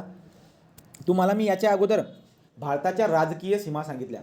भारताच्या कोणत्या सीमा सांगितल्या मी, राजकीय सीमा. म्हणजे काय बरं का, मी बोललो, सॉरी, भारताच्या आणि महाराष्ट्राच्या राजकीय सीमा मी तुम्हाला सांगितल्या. महाराष्ट्राच्या प्राकृतिक सीमा पण असतात, ठीक. राजकीय सीमा म्हणजे काय बरं का, महाराष्ट्राच्या वायव्येस गुजरात आहे, महाराष्ट्राच्या उत्तरेस मध्य प्रदेश आहे, महाराष्ट्राच्या पूर्वेस आणि ईशान्येमध्ये जे काही आहे, पूर्वेस छत्तीसगड आहे, ईशान्येमध्ये जे काही आहे ते ईशान्येमध्ये आपल्याला मध्य प्रदेश दिसायला भेटत आहे, आग्नेयमध्ये तेलंगणा आहे, दक्षिणेकडे कर्नाटक आणि गोवा आहे. हे राजकीय सीमा झाल्या महाराष्ट्राच्या, बरोबर की. तुम्ही अजून बघितलं होतं की किती कोणकोणते किती याला हे करतायत, याचा आपण अभ्यास केलेला आहे चांगल्या पद्धतीने, राईट. तर आता प्राकृतिक सीमा म्हणजे काय बरं का, जसं की पर्वत रांगा वगैरे जे असे पण हे पण टच होत आहेत ना, तर आपण प्राकृतिक सीमा म्हणत असतो. याच्यावरती क्वेश्चन असतो. तर मग तुम्हाला काय विचारतील बरं का, की समजा हा भारत, हा आपला महाराष्ट्र, राईट. तर महाराष्ट्र आहे, तर महाराष्ट्राचा उत्तरेचा हा जो काही भाग आहे ना, इकडे काय असेल बरं का, म्हणजे पर्वत रांगा वगैरे काही आहेत का बुवा, त्याला म्हणतो आपण प्राकृतिक सीमा. तर आपला महाराष्ट्र जो काही आहे ते महाराष्ट्राच्या उत्तरे भागावरती तुम्हाला दिसायला भेटेल. या ठिकाणी उत्तरेस सातपुडा पर्वत आहे, राईट की नाही. सातपुडा पर्वत कसा आहे बघून घ्या, हे बघा. तर महाराष्ट्राच्या उत्तरे जर बघायला गेलात ना, असा सातपुडा पर्वत आहे. हा सातपुडा पर्वत जो की आहे मध्य प्रदेशमधून सुद्धा जात असतो. सातपुडा पर्वतची रांग खूप मोठी आहे, राईट. तर ही मध्य प्रदेशमधून जाऊन पार इथं येते ते अमरावतीमध्ये, राईट का. पण आता आपला मध्य प्रदेश आपल्या लक्षात घेण्यासारखा भाग नाही, त्यामुळे आपण मध्य प्रदेशला लक्षामध्ये घेत नाही. हा इकडचा जो मध्य प्रदेशचा पोर्शन आहे आपण लक्षामध्ये घेत नाही, राईट. तो मग बघा, तो जो काही सातपुडा पर्वत आहे, मग आपल्याला काय बोलायचं आहे, की आपल्या महाराष्ट्राची प्राकृतिक सीमा, महाराष्ट्राच्या उत्तरेस असणारी प्राकृतिक सीमा कोणती आहे, ती म्हणजे सातपुडा पर्वत रांग. लक्षात घ्या. महाराष्ट्राच्या उत्तरेस सातपुडा पर्वत, चिखलदरा डोंगर पण आहेत उत्तरेस, आणि तोरणमाळाचे पठार, ज्याला आपण काय म्हणतो, ज्याला आपण अस्तंबा डोंगर म्हणतो. हे अस्तंबा डोंगर जे की ना नंदुरबारमध्ये दिसायला भेटत असतात. नंदुरबार म्हणजे कुठं, हे बघा इथं, हे इथं, राईट. तर हे बघा, हे अस्तंबा डोंगर. तो आपल्या डोंगर म्हणा, पर्वत म्हणा, हे डोंगर पर्वत म्हणजे प्राकृतिक सीमा दाखवण्यासाठी आपण म्हणतोय. तर महाराष्ट्राच्या प्राकृतिक सीमा दाखवण्यासाठी उत्तरेला अस्तंबा डोंगर आहे, राईट. सातपुडाच्या पर्वतरांगा आहेत, बरोबर. चिखलदरा डोंगर आहेत, चिखलदरा डोंगर वगैरे, हे डोंगर वगैरे आपण सगळे बघणार आहोत. ठीक, पुढे जाऊ. कुठे गेलो गड्या पार.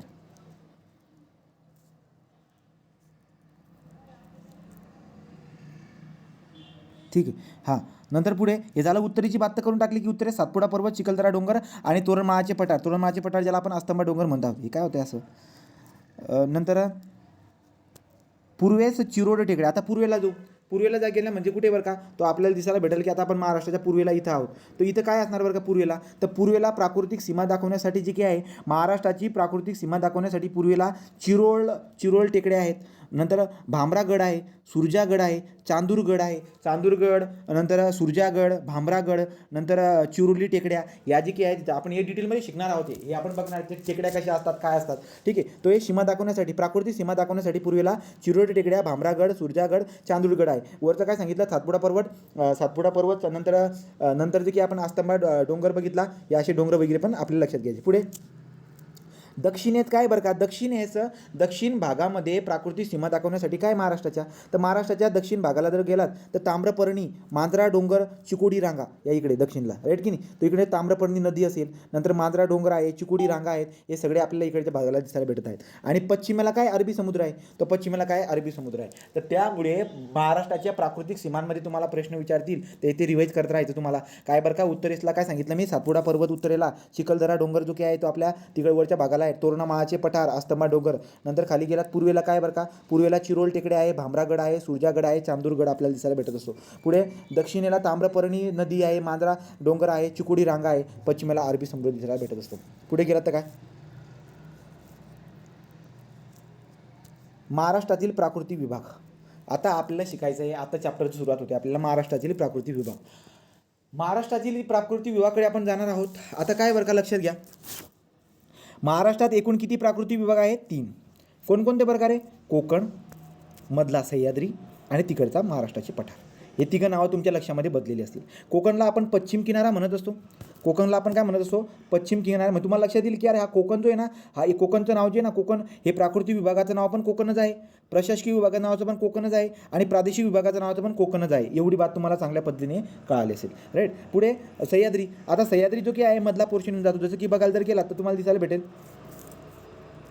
तर महाराष्ट्र आहे, इथं असते कोकण किनारपट्टी, आतमध्ये असतो आपला सह्याद्री जे काही आहेत ना, सह्याद्रीचे जे काही पर्वतरांगा आहेत ते दिसायला भेटत असतात.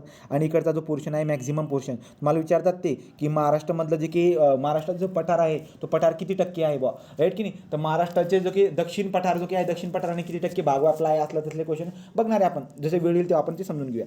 हां, तर आता जो की सह्याद्रीचा भाग आहे याला आपण पश्चिम घाट पण म्हणतो, पश्चिम घाट म्हणतो आपण याला, राईट. नंतर इकडे महाराष्ट्राचं पठार, इकडे काय महाराष्ट्राचं पठार.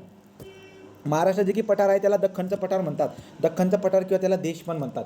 जो जुन्या काळी जे की आहे ना, हा महाराष्ट्राचा पठार जो की ना, जुन्या काळी त्याला देश म्हणायचे, राईट की नाही, देश म्हणायचे त्याला. तो कोकणला पश्चिम किनारा म्हणायचे. पुढे काय याला पश्चिम घाट, ॲक्च्युली आपण सह्याद्रीला आता पश्चिम घाट म्हणतोय. आणि पुढे काय महाराष्ट्र पठाराला जे की आहे दख्खनचे पठार किंवा देश म्हणायचे. हा शब्द खूप महत्त्वाचा आहे. काय बरं का, परीक्षेला विचारतील तुम्हाला, महाराष्ट्र पठाराला जुन्या काळी काय म्हणायचे तर देश म्हणायचे. ओके, ठीक आहे. तर मग आता महाराष्ट्रातील 3 प्राकृतिक विभाग असतात, आपण एक एक करून बघणार आहोत. आता आपण कोकणबद्दल बरीचशी माहिती घेतली बरं का.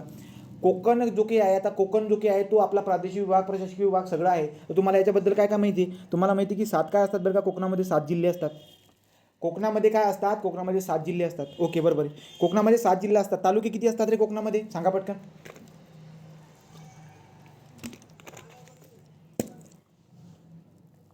सगळ्यात कमी तालुके असणारा प्रशासकीय विभाग कोणता असतो आपला, सगळ्यात कमी तालुके असणारा प्रशासकीय विभाग जो की आहे आपला कोकण असतो, राईट की. किती तालुके असतात, 50, 47 ते 50 तालुके आहेत. आता आपण काल आपण 50 बघितलेली बात, राईट की नाही. हां, तर कोकणामध्ये 50 तालुके असतात, 7 जिल्हे असतात. नगरपालिका किती असतात कोकणामध्ये, नऊ महानगरपालिका असतात. 9 महानगरपालिका असतात. बृहन्मुंबई जी की आहे त्या ठिकाणी सगळ्यात मोठी महानगरपालिका आपल्याला दिसायला भेटत असते. ही बात आपण चांगल्या पद्धतीने बघितली आहे. अजून कोकणामध्ये आपण काय काय बघतो की कोकणाचा जर आता कोकणामध्ये शिरतोय, आता आपण काय अभ्यास करतोय, आता आपण कोकणाचा अभ्यास करत आहोत. तर आपण आज आता आपण कोकणाचा अभ्यास आपण सुरू करणार आहोत. तो कोकणाबद्दल काय काय गोष्ट लक्षात घ्या. कोकण जो की आहे कोकणाचा भाग कसा असतो काय असतो आपण बघूया. पण जनरली जो आपण नकाशामध्ये प्लॅनमध्ये बघितला ना, तर कोकणाबद्दल आपण काय काय बघितलं होतं. कोकणाच्या वरती उत्तरेला कोण टच आहे बरं का, तर उत्तरेला वरती गुजरात टच आहे. खाली कोण आहे, इथे गोवा राज्य आहे आणि इकडे कर्नाटक आहे. तर देअरफॉर आपण काय म्हणतो की कोकणाला जे की आहे ना 3 राज्यांनी घेरून ठेवलेलं आहे, गुजरात, गोवा, कर्नाटक. बरोबर, एकदम बरोबर, राईट. नंतर आता आपण पुढे शिरूया. हे बघा, ॲक्च्युली जर का तुम्ही ते प्राकृतिक विभाग जर बघायला गेलात महाराष्ट्रात ते, तर तुम्हाला अशा पद्धतीने दिसायला भेटणार. कोणकोणते बरं का, हा बघा, हा इथं कोकण असतो. हे काय केलं बरं का, हे महाराष्ट्राचं क्रॉस सेक्शन आहे. हा महाराष्ट्राचा काय बरं का, हा क्रॉस सेक्शन आहे. जो की तुम्ही काय बघताय बरं का, तर तुम्ही आता अशा पद्धतीने हा महाराष्ट्र जो की आहे याला असं आपण कापतोय आणि इकडून आपण बघत आहोत. लक्षात आलं का तुम्हाला. आणि नंतर तुम्हाला दिसायला भेटेल की ते ऑब्झर्व कसं होतं, तर ते अशा पद्धतीने तुम्हाला ऑब्झर्व होत असतं. हे बघा, महाराष्ट्राचा हा जो काही पोर्शन आहे आपण असा पद्धतीने कापलेला आहे आणि कापल्यानंतर तो आपल्याला अशा पद्धतीने दिसायला भेटणार आहे. इकडे असणारे अरबी समुद्र, इकडे असणारी कोकणची किनारपट्टी एवढी, राईट का. तो हा जो चिंचोळासारखा भाग असतो, चिंचोळासारखा भाग म्हणतात ते, चिंचोळासारखा जो भाग असतो त्याला आपण कोकण किनारपट्टी म्हणत असतो. हा उंचावलेला भाग आहे, याला आपण काय म्हणतो, सह्याद्री पर्वतरांग. आणि इकडचा जो काही पोर्शन असतो याला काय म्हणतो आपण, याला म्हणतो पठार. याला काय म्हणतो आपण, पठार. तर अशा पद्धतीने आपल्याला दिसायला भेटत असतं हा महाराष्ट्राचा क्रॉस सेक्शन आहे. हे कशामुळे कसं झालं बरं का, हे कसं काय झालेलं बरं का, याची कहाणी आपण बघूया. जर तुम्ही बघायला गेलात ना, तर तुम्हाला सुरुवातीला कसं हा जो काही आपला पोर्शन होता ना, हा कसा होता, इथून तर इथपर्यंतचा पोर्शन जो ना तो कसा होता ते आपल्याला बघायचं. तो जो ना तो असा होता. तुम्हाला डायग्राम दाखवतो, खाली असेल, हे बघा. हे सुरुवातीला जर तुम्ही बघायला गेलात ना, तुम्हाला दिसायला भेटेल की आपला महाराष्ट्र जो आहे ना, अरबी समुद्र एवढा आपला महाराष्ट्र इकडे, राईट की नाही. इथं पुढं आपला महाराष्ट्र असा. तर तो जो आहे ना इकडचा पोर्शन जो ना, हवाला इकडचा म्हणतोय मी, इकडचा हवाला जो ना असा होता गड्या, असा होता तो, असा होता. पण नंतर काय झालं माहिती का, नंतर काय झालं, इकडे अरबी समुद्रामध्ये जे ना हे बराचसा पोर्शन जो ना इकडे असा खाली शिफ्ट होऊन गेला. तर आपण त्याला म्हणतो फॉल्ट झाला, राईट की नाही. तो देअरफॉर आपल्याला काय कळायला भेटतं की महाराष्ट्र जो की आहे ना, महाराष्ट्राची की सुरुवातीला जे की होतं ना, तो अशा पद्धतीने महाराष्ट्र होता आपला. परंतु इकडचा पोर्शन जो ना खाली शिफ्ट होऊन गेला, सह्याद्रीकडे राहून गेला ना, खाली शिफ्ट होऊन गेला. तो शिफ्टिंगमुळे जे की ना समुद्र किनारपट्टी तयार झालेली आहे. त्यामुळे आपण काय लक्षात ठेवलं होतं की महाराष्ट्राची जी की कोकण किनारपट्टी आहे, ती कोकण किनारपट्टी कशामुळे तयार झालेली आहे, ती फॉल्टमुळे तयार झालेली आहे. आणि त्या फॉल्टला मराठीमध्ये काय म्हणतात, फॉल्टला काय म्हणतो आपण मराठीमध्ये, काहीतरी काय म्हणतात, हां, राईट. तर अशा पद्धतीने दिसायला भेटे. हा झाला कोकण किनारपट्टीचा भाग, हा झाला सह्याद्रीचा भाग, हा पठार, याचा महाराष्ट्र पठार. आता आपल्याला याची माहिती बघायची आहे. कोणाची माहिती बघायची आपल्याला, आता बघायची कोकण किनारपट्टीची माहिती, की कोकण किनारपट्टीची निर्मिती कशी झाली, राईट की नाही. आता कोकण किनारपट्टीच्या निर्मितीवरती पौराणिक कथा असतात. पौराणिक कथा म्हणजे कशा बरं का, जसं की विष्णू भगवान जे की आहे त्या विष्णू भगवानाचा जो 6वा अवतार असतो, 6वा अवतार कोण बरं का, तर विष्णू भगवानाचा जो की 6वा अवतार आहे ते म्हणजे परशुराम. तर 6वा अवतार जे ना परशुराम असतात. परशुरामाच्या आईचे नाव जे की आहे, परशुरामाच्या आईचे नाव जे आहे ना कोकणा असते. कोण असते, कोकणा. तर परशुरामाच्या आईचं नाव कोकणा असते, राईट. तर मग आता काय बरं का, परशुराम जे आहे ना, परशुराम कश्यप मुनी जे असतात त्या कश्यप मुनीला पूर्ण जमीन देऊन देतात म्हणे. जिंकलेली काय जमीन असते ना, सगळी जमीन देऊन देतात. पण मग आता जमीन तर उरत नाही, जमीन काही उरत नाही आहे. मग जे काही परशुराम आहे त्या परशुरामांच्या आईंसाठी जी की नाव, आईंचं नाव काय, कोकणा. आईंसाठी जमीन पाहिजे होती. पण परशुरामाने सगळी जमीन कोणाला देऊन दिली, कश्यप मुनीला देऊन दिली. मग जमीन तर काही उरलेली नव्हती, राईट की नाही. तर जमीन काही उरलेली नव्हती. मग परशुराम जी की ना खूप मोठी तपस्या करतात आणि जे काही शंकर भगवान असतात त्या शंकर भगवाना म्हणतात की मला वरदान म्हणून जे की ना थोडंसं जे की ना अरबी समुद्राला थोडंसं तिकडे सरकवा म्हणे. अशा पद्धतीने जे की ना ते कहाण्या असतात, पौराणिक कथा. तर ते अरबी समुद्राला थोडंसं तिकडे सरकवा म्हणे. तर थोडासा तिकडे मग काय करतात शंकर भगवान जे की ना अरबी समुद्राचं पाणी थोडं तिकडे शिफ्ट करतात आणि त्यामुळे तो तिकडचा पोर्शन जो नाही कोकण बनून जातो आणि त्याला नाव काय, कोकण देतात. तो कोकण नाव काय देतो, याला कोकणा. परशुरामाच्या आईचं नाव जे कोकणा असतं त्याच्यावरून त्याला कोकण नाव देत असतात. याची 2-4 मिनिटाची तुम्हाला व्हिडिओ दिसायला भेटेल, त्याच्यावर तुम्ही लक्षात ठेवायचं. तो तुम्हाला विचारतील ते कोकण, या क्वेश्चन आहे, याच्यावरती क्वेश्चन आहे, कोकण नाव का देण्यात आलेलं आहे, परशुरामाच्या आईचं नाव कोकणा होतं, राईट ना. तर आईसाठी जमीन हवी होती, त्यामुळे जे की ना अरबी समुद्राच्या पाण्याला थोडं तिकडे शिफ्ट करायला लावलं आणि त्याच्यानंतर जे की ना कोकण नाव तिथं देण्यात आलेलं आहे. ठीक आहे. अजून पुढे काय दिसायला भेटते बरं का बात, तर हा बघा, आता आपण शिरूया. काय बघा, भारतीय प्राकृतिक विभाग किनारपट्टी मैदानी एक असणारा पश्चिम किनारपट्टीचा प्रदेशाचे 3 भागात आपण काय करून टाकलेले आहेत, 3 भागामध्ये आपण त्याचे काय बघितलं, मी तुम्हाला सांगितलं ना की महाराष्ट्रामध्ये 3 प्राकृतिक विभाग आहेत, त्याच्यापैकी एक प्राकृतिक विभाग म्हणजे किनारपट्टी, दुसरा म्हणजे सह्याद्री, तिसरा म्हणजे पठार. ठीक. हां, पुढे काय, तर आता याच्याबद्दल काय लक्षात घ्यावं लागतं बरं का, तो जर बघायला गेला तुम्ही तर समजा हा महाराष्ट्राचा भाग आहे बघा, ही असते आपली कोकण किनारपट्टी, जर ऑब्झर्व केलं तर हे बघा, ही वाली असते आपली कोकण किनारपट्टी. परीक्षेमध्ये तुम्हाला बरेचसे चिन्ह वगैरे विचारतात, ही कोकण किनारपट्टी आहे कडे आपली. ओके, तर कुठून सुरुवात होते बरं काय, सगळ्यात महत्त्वाची बात जी की ना, या टोकापासून तर या टोकापर्यंत काय काय आहे हे तुम्हाला लक्षात ठेवावं लागतं. तर जी काही किनारपट्टी आहे ती किनारपट्टी वरती क्वेश्चन असतो तुम्हाला की कुठून सुरू झाली आणि कुठपर्यंत आहे, कुठून सुरू झाली आणि कुठपर्यंत आहे, असे क्वेश्चन तुम्हाला विचारलेले असतात. मग आता बघू आपण ते आपल्याला बघायचं आता. तर बघा बरं का कशा पद्धतीने कुठून सुरू होतात आणि कुठपर्यंत जातात ते आपल्याला बघायचं आहे गड्या. हां, इथं दिलेले आहेत पहिल्या याच्यामध्ये खाली.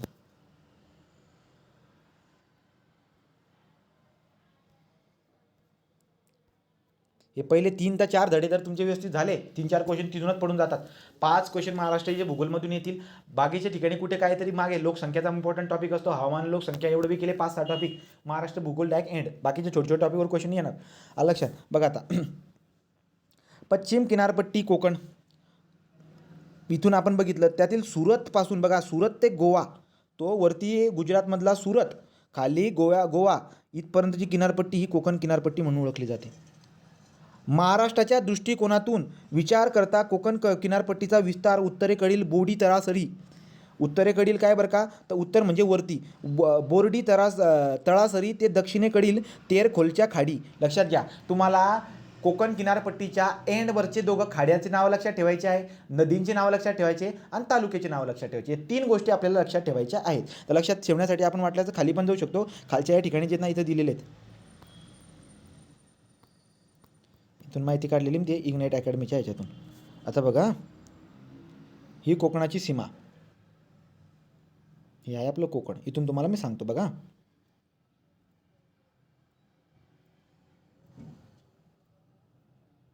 हे बघा, हे आहे आपलं कोकण.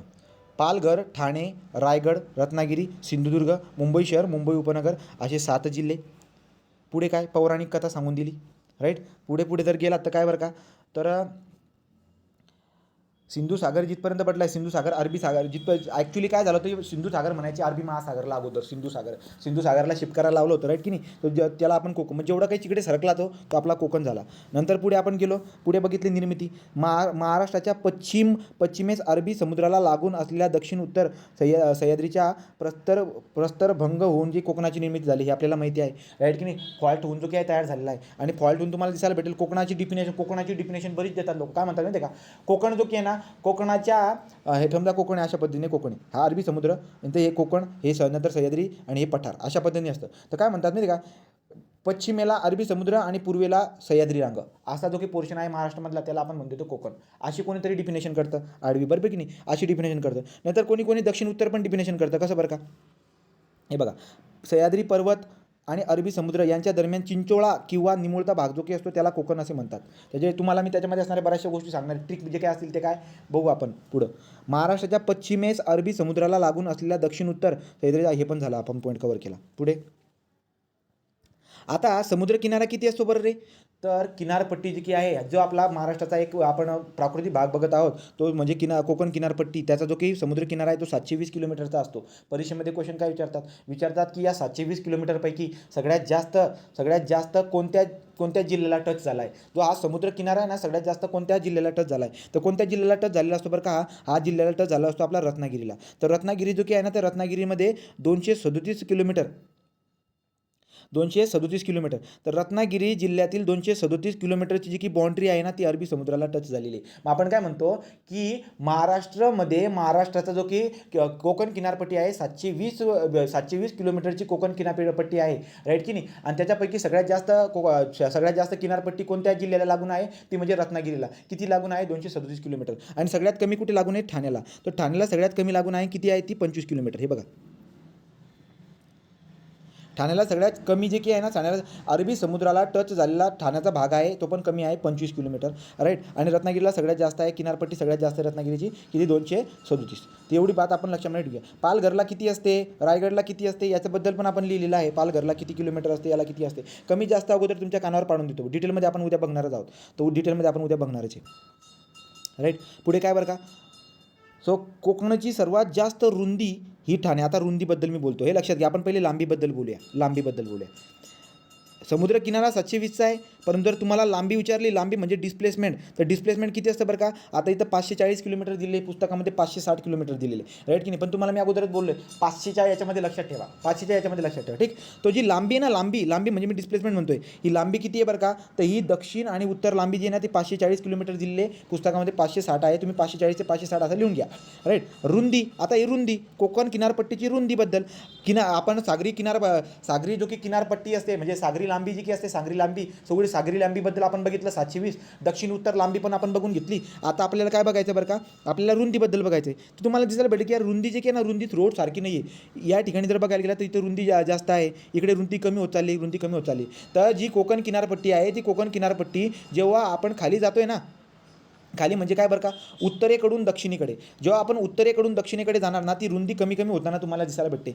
सगळ्यात जास्त रुंदी जी की ना, या ठिकाणी तुम्हाला ठाण्या जिल्ह्यामध्ये सगळ्यात जास्त रुंदी दिसायला भेटते. आणि सगळ्यात कमी रुंदी जी की ना, ती सिंधुदुर्गमध्ये तुम्हाला रुंदी दिसायला भेटत असते. तो सरासरी रुंदी तुम्हाला परीक्षेमध्ये विचारतात. काय विचारतात की महाराष्ट्रामधील एक प्राकृतिक विभाग म्हणून ओळखली जाणारी जी कोकण किनारपट्टी आहे, त्या कोकण किनारपट्टीची दक्षिण उत्तर लांबी किती, ती असते 540 ते 560. आपण लक्षामध्ये ठेवलेला आहे. सागर किनारा किती, 720 किलोमीटरचा. सगळ्यात जास्त कुठे, रत्नागिरीला. सगळ्यात कमी कुठे, ठाण्याला, राईट. आता रुंदीकडे गेलो. रुंदी सगळ्यात जास्त, रुंदी आपल्याला व्हेरिएशन दिसायला भेटत असते. सगळ्यात जास्त रुंदी कोकण किनारपट्टीमध्ये कुठे असते, ते म्हणजे आपल्या ठाण्याला, ठीक आहे, ठाण्यामध्ये. आणि सगळ्यात कमी कुठे असते, ते म्हणजे सिंधुदुर्गला कमी आहे, ठाण्याला सगळ्यात जास्त आहे. अशा पद्धतीने विचारतील आपल्याला, ओके. आणि नंतर पुढे काय बरं का, कुठे किती असते बरं का. आणि सरासरी रुंदी जर असं विचारलं, कोकण किनारपट्टीची सरासरी रुंदी किती, तर कोकण किनारपट्टीची सरासरी रुंदी जी की आहे, ती दिलेली असते 44 पॉईंट, सांग तुम्हाला मी किती, ती 44.7 किलोमीटर. तर 44.7 किलोमीटर ही सरासरी रुंदी आहे. तर लक्षात ठेवायचं, जो काही आपली कोकण किनारपट्टी आहे, कोकण किनारपट्टी हे प्राकृतिक विभाग जो की आहे, त्याची सरासरी जी की रुंदी आहे, ती 44.7 किलोमीटर एवढी आहे. आणि जनरली किती आहे, तर जनरली 30 किलोमीटर ते 60 किलोमीटर. तर 30 किलोमीटर ते 7 किलोमीटर एवढी आपल्याला व्हेरिएशन दिसायला भेटते. तर 30 किलोमीटर ते 60 किलोमीटर एवढ्या व्हेरिएशनमध्ये असणारी जी की आहे, त्याची रुंदी असते 30 किलोमीटर ते 60 किलोमीटर एवढी त्याची रुंदी असते. पण सरासरी रुंदी किती असते, 44.7 किलोमीटर एवढी त्याची काय असते, त्याची रुंदी असते. सगळ्यात जास्त रुंदी कुठे असते, ठाणे जिल्ह्यामध्ये सगळ्यात जास्त रुंदी असते. कमी कुठे असते, सिंधुदुर्गमध्ये. सगळ्यात जास्त ठाण्यामध्ये असते, परंतु किती असते बरं का. आता इथे दिलेले 90 ते 93. ॲक्च्युली जे काही ना, ते 30 ते 60 किलोमीटर जी आहे ना, ती 30 ते 60 किलोमीटर आपण काय बोलूया, जनरल म्हणजे मॅक्झिमम जे ना, कोकण किनारपट्टीमध्ये मॅक्झिमम विड्थ जी आहे ना, ती 30 ते 60च्या रेंजमध्ये असते, राईट का. 30 ते 60च्या रेंजमध्ये मॅक्झिमम आपल्याला विड्थ दिसायला भेटणार. ॲव्हरेज विड्थ किती सांगितली तुम्हाला मी, 44.7, राईट. सगळ्यात जास्त कुठे आहे, ठाण्यामध्ये. किती आहे ती, 90 ते 95 किलोमीटर. तर 90 ते 95 किलोमीटर जी काय आहे, एवढी आपल्याला काय दिसायला भेटत असते, रुंदी दिसायला भेटत असते. सगळ्यात कमी रुंदी कुठे, 40 ते 45 किलोमीटर. 40 ते 45 किलोमीटर कुठे आहे, सिंधुदुर्गमध्ये विडत आहे. रत्नागिरीमध्ये किती आहे, 30 ते 60 किलोमीटर आहे, राईट. ॲक्च्युली सगळ्यात जास्त एवढा जो पोर्शन आहे ना, हा 30 ते 60मधला आहे. हा 30 ते 60मधला आहे. वरचा जो काय थोडासा इथला अवला 90मधला आहे, 80 वगैरे असेल काही तर. आणि इकडे 40 ते 50. तुम्हाला लक्षात काय ठेवायचं बरं का, की कमी कोकण किनारपट्टीमधली जी की कमी जी की रुंदी आहे ना, ती कुठे असते, ती असते आपल्या सिंधुदुर्गमध्ये. किती असते, 40 ते 45 असते, राईट. सिंधुदुर्गमध्ये कमी असते. बघा बरं, इथे दिलं असेल. कोकणाची सर्वात जास्त रुंदी ठाणे जिल्ह्यात आहे, तर सर्वात कमी रुंदी जी काय आहे, ती सिंधुदुर्ग जिल्ह्यात आहे. हे परीक्षा याच्यावरती विचारलेले आहेत. अजून काय, म्हणजेच कोकणात दक्षिणेकडून उत्तरेकडे गेल्यास, दक्षिणेकडून म्हणजे खालून वरती जर का गेले, तर प्रश्न विचारले आहेत MPSCमध्ये. जर कोकण किनारपट्टीमधून खालून जर वरती जर गेलात, तर रुंदी काय होत जाते, रुंदी वाढत जाते. हे बात तुम्ही लक्षामध्ये ठेवा, ठीक आहे. तर अशा पद्धतीने जी की आहे, हवाला पोर्शन आहे. याला मी उद्या जास्त टाईम घेईल, उद्या याच्यावरती मी जास्त टाईम डिस्कस करेल. पण उद्या आपण काय करून टाकूया, उद्या आपण आपलं जो की कोकण असू द्या, डोंगररांगा असेल, उद्या आपण कोणत्या बी हालतमध्ये 3 तास असो का 4 तास असो, या चॅप्टरला आपण संपून टाकूया. हे चॅप्टर 1 पुढचं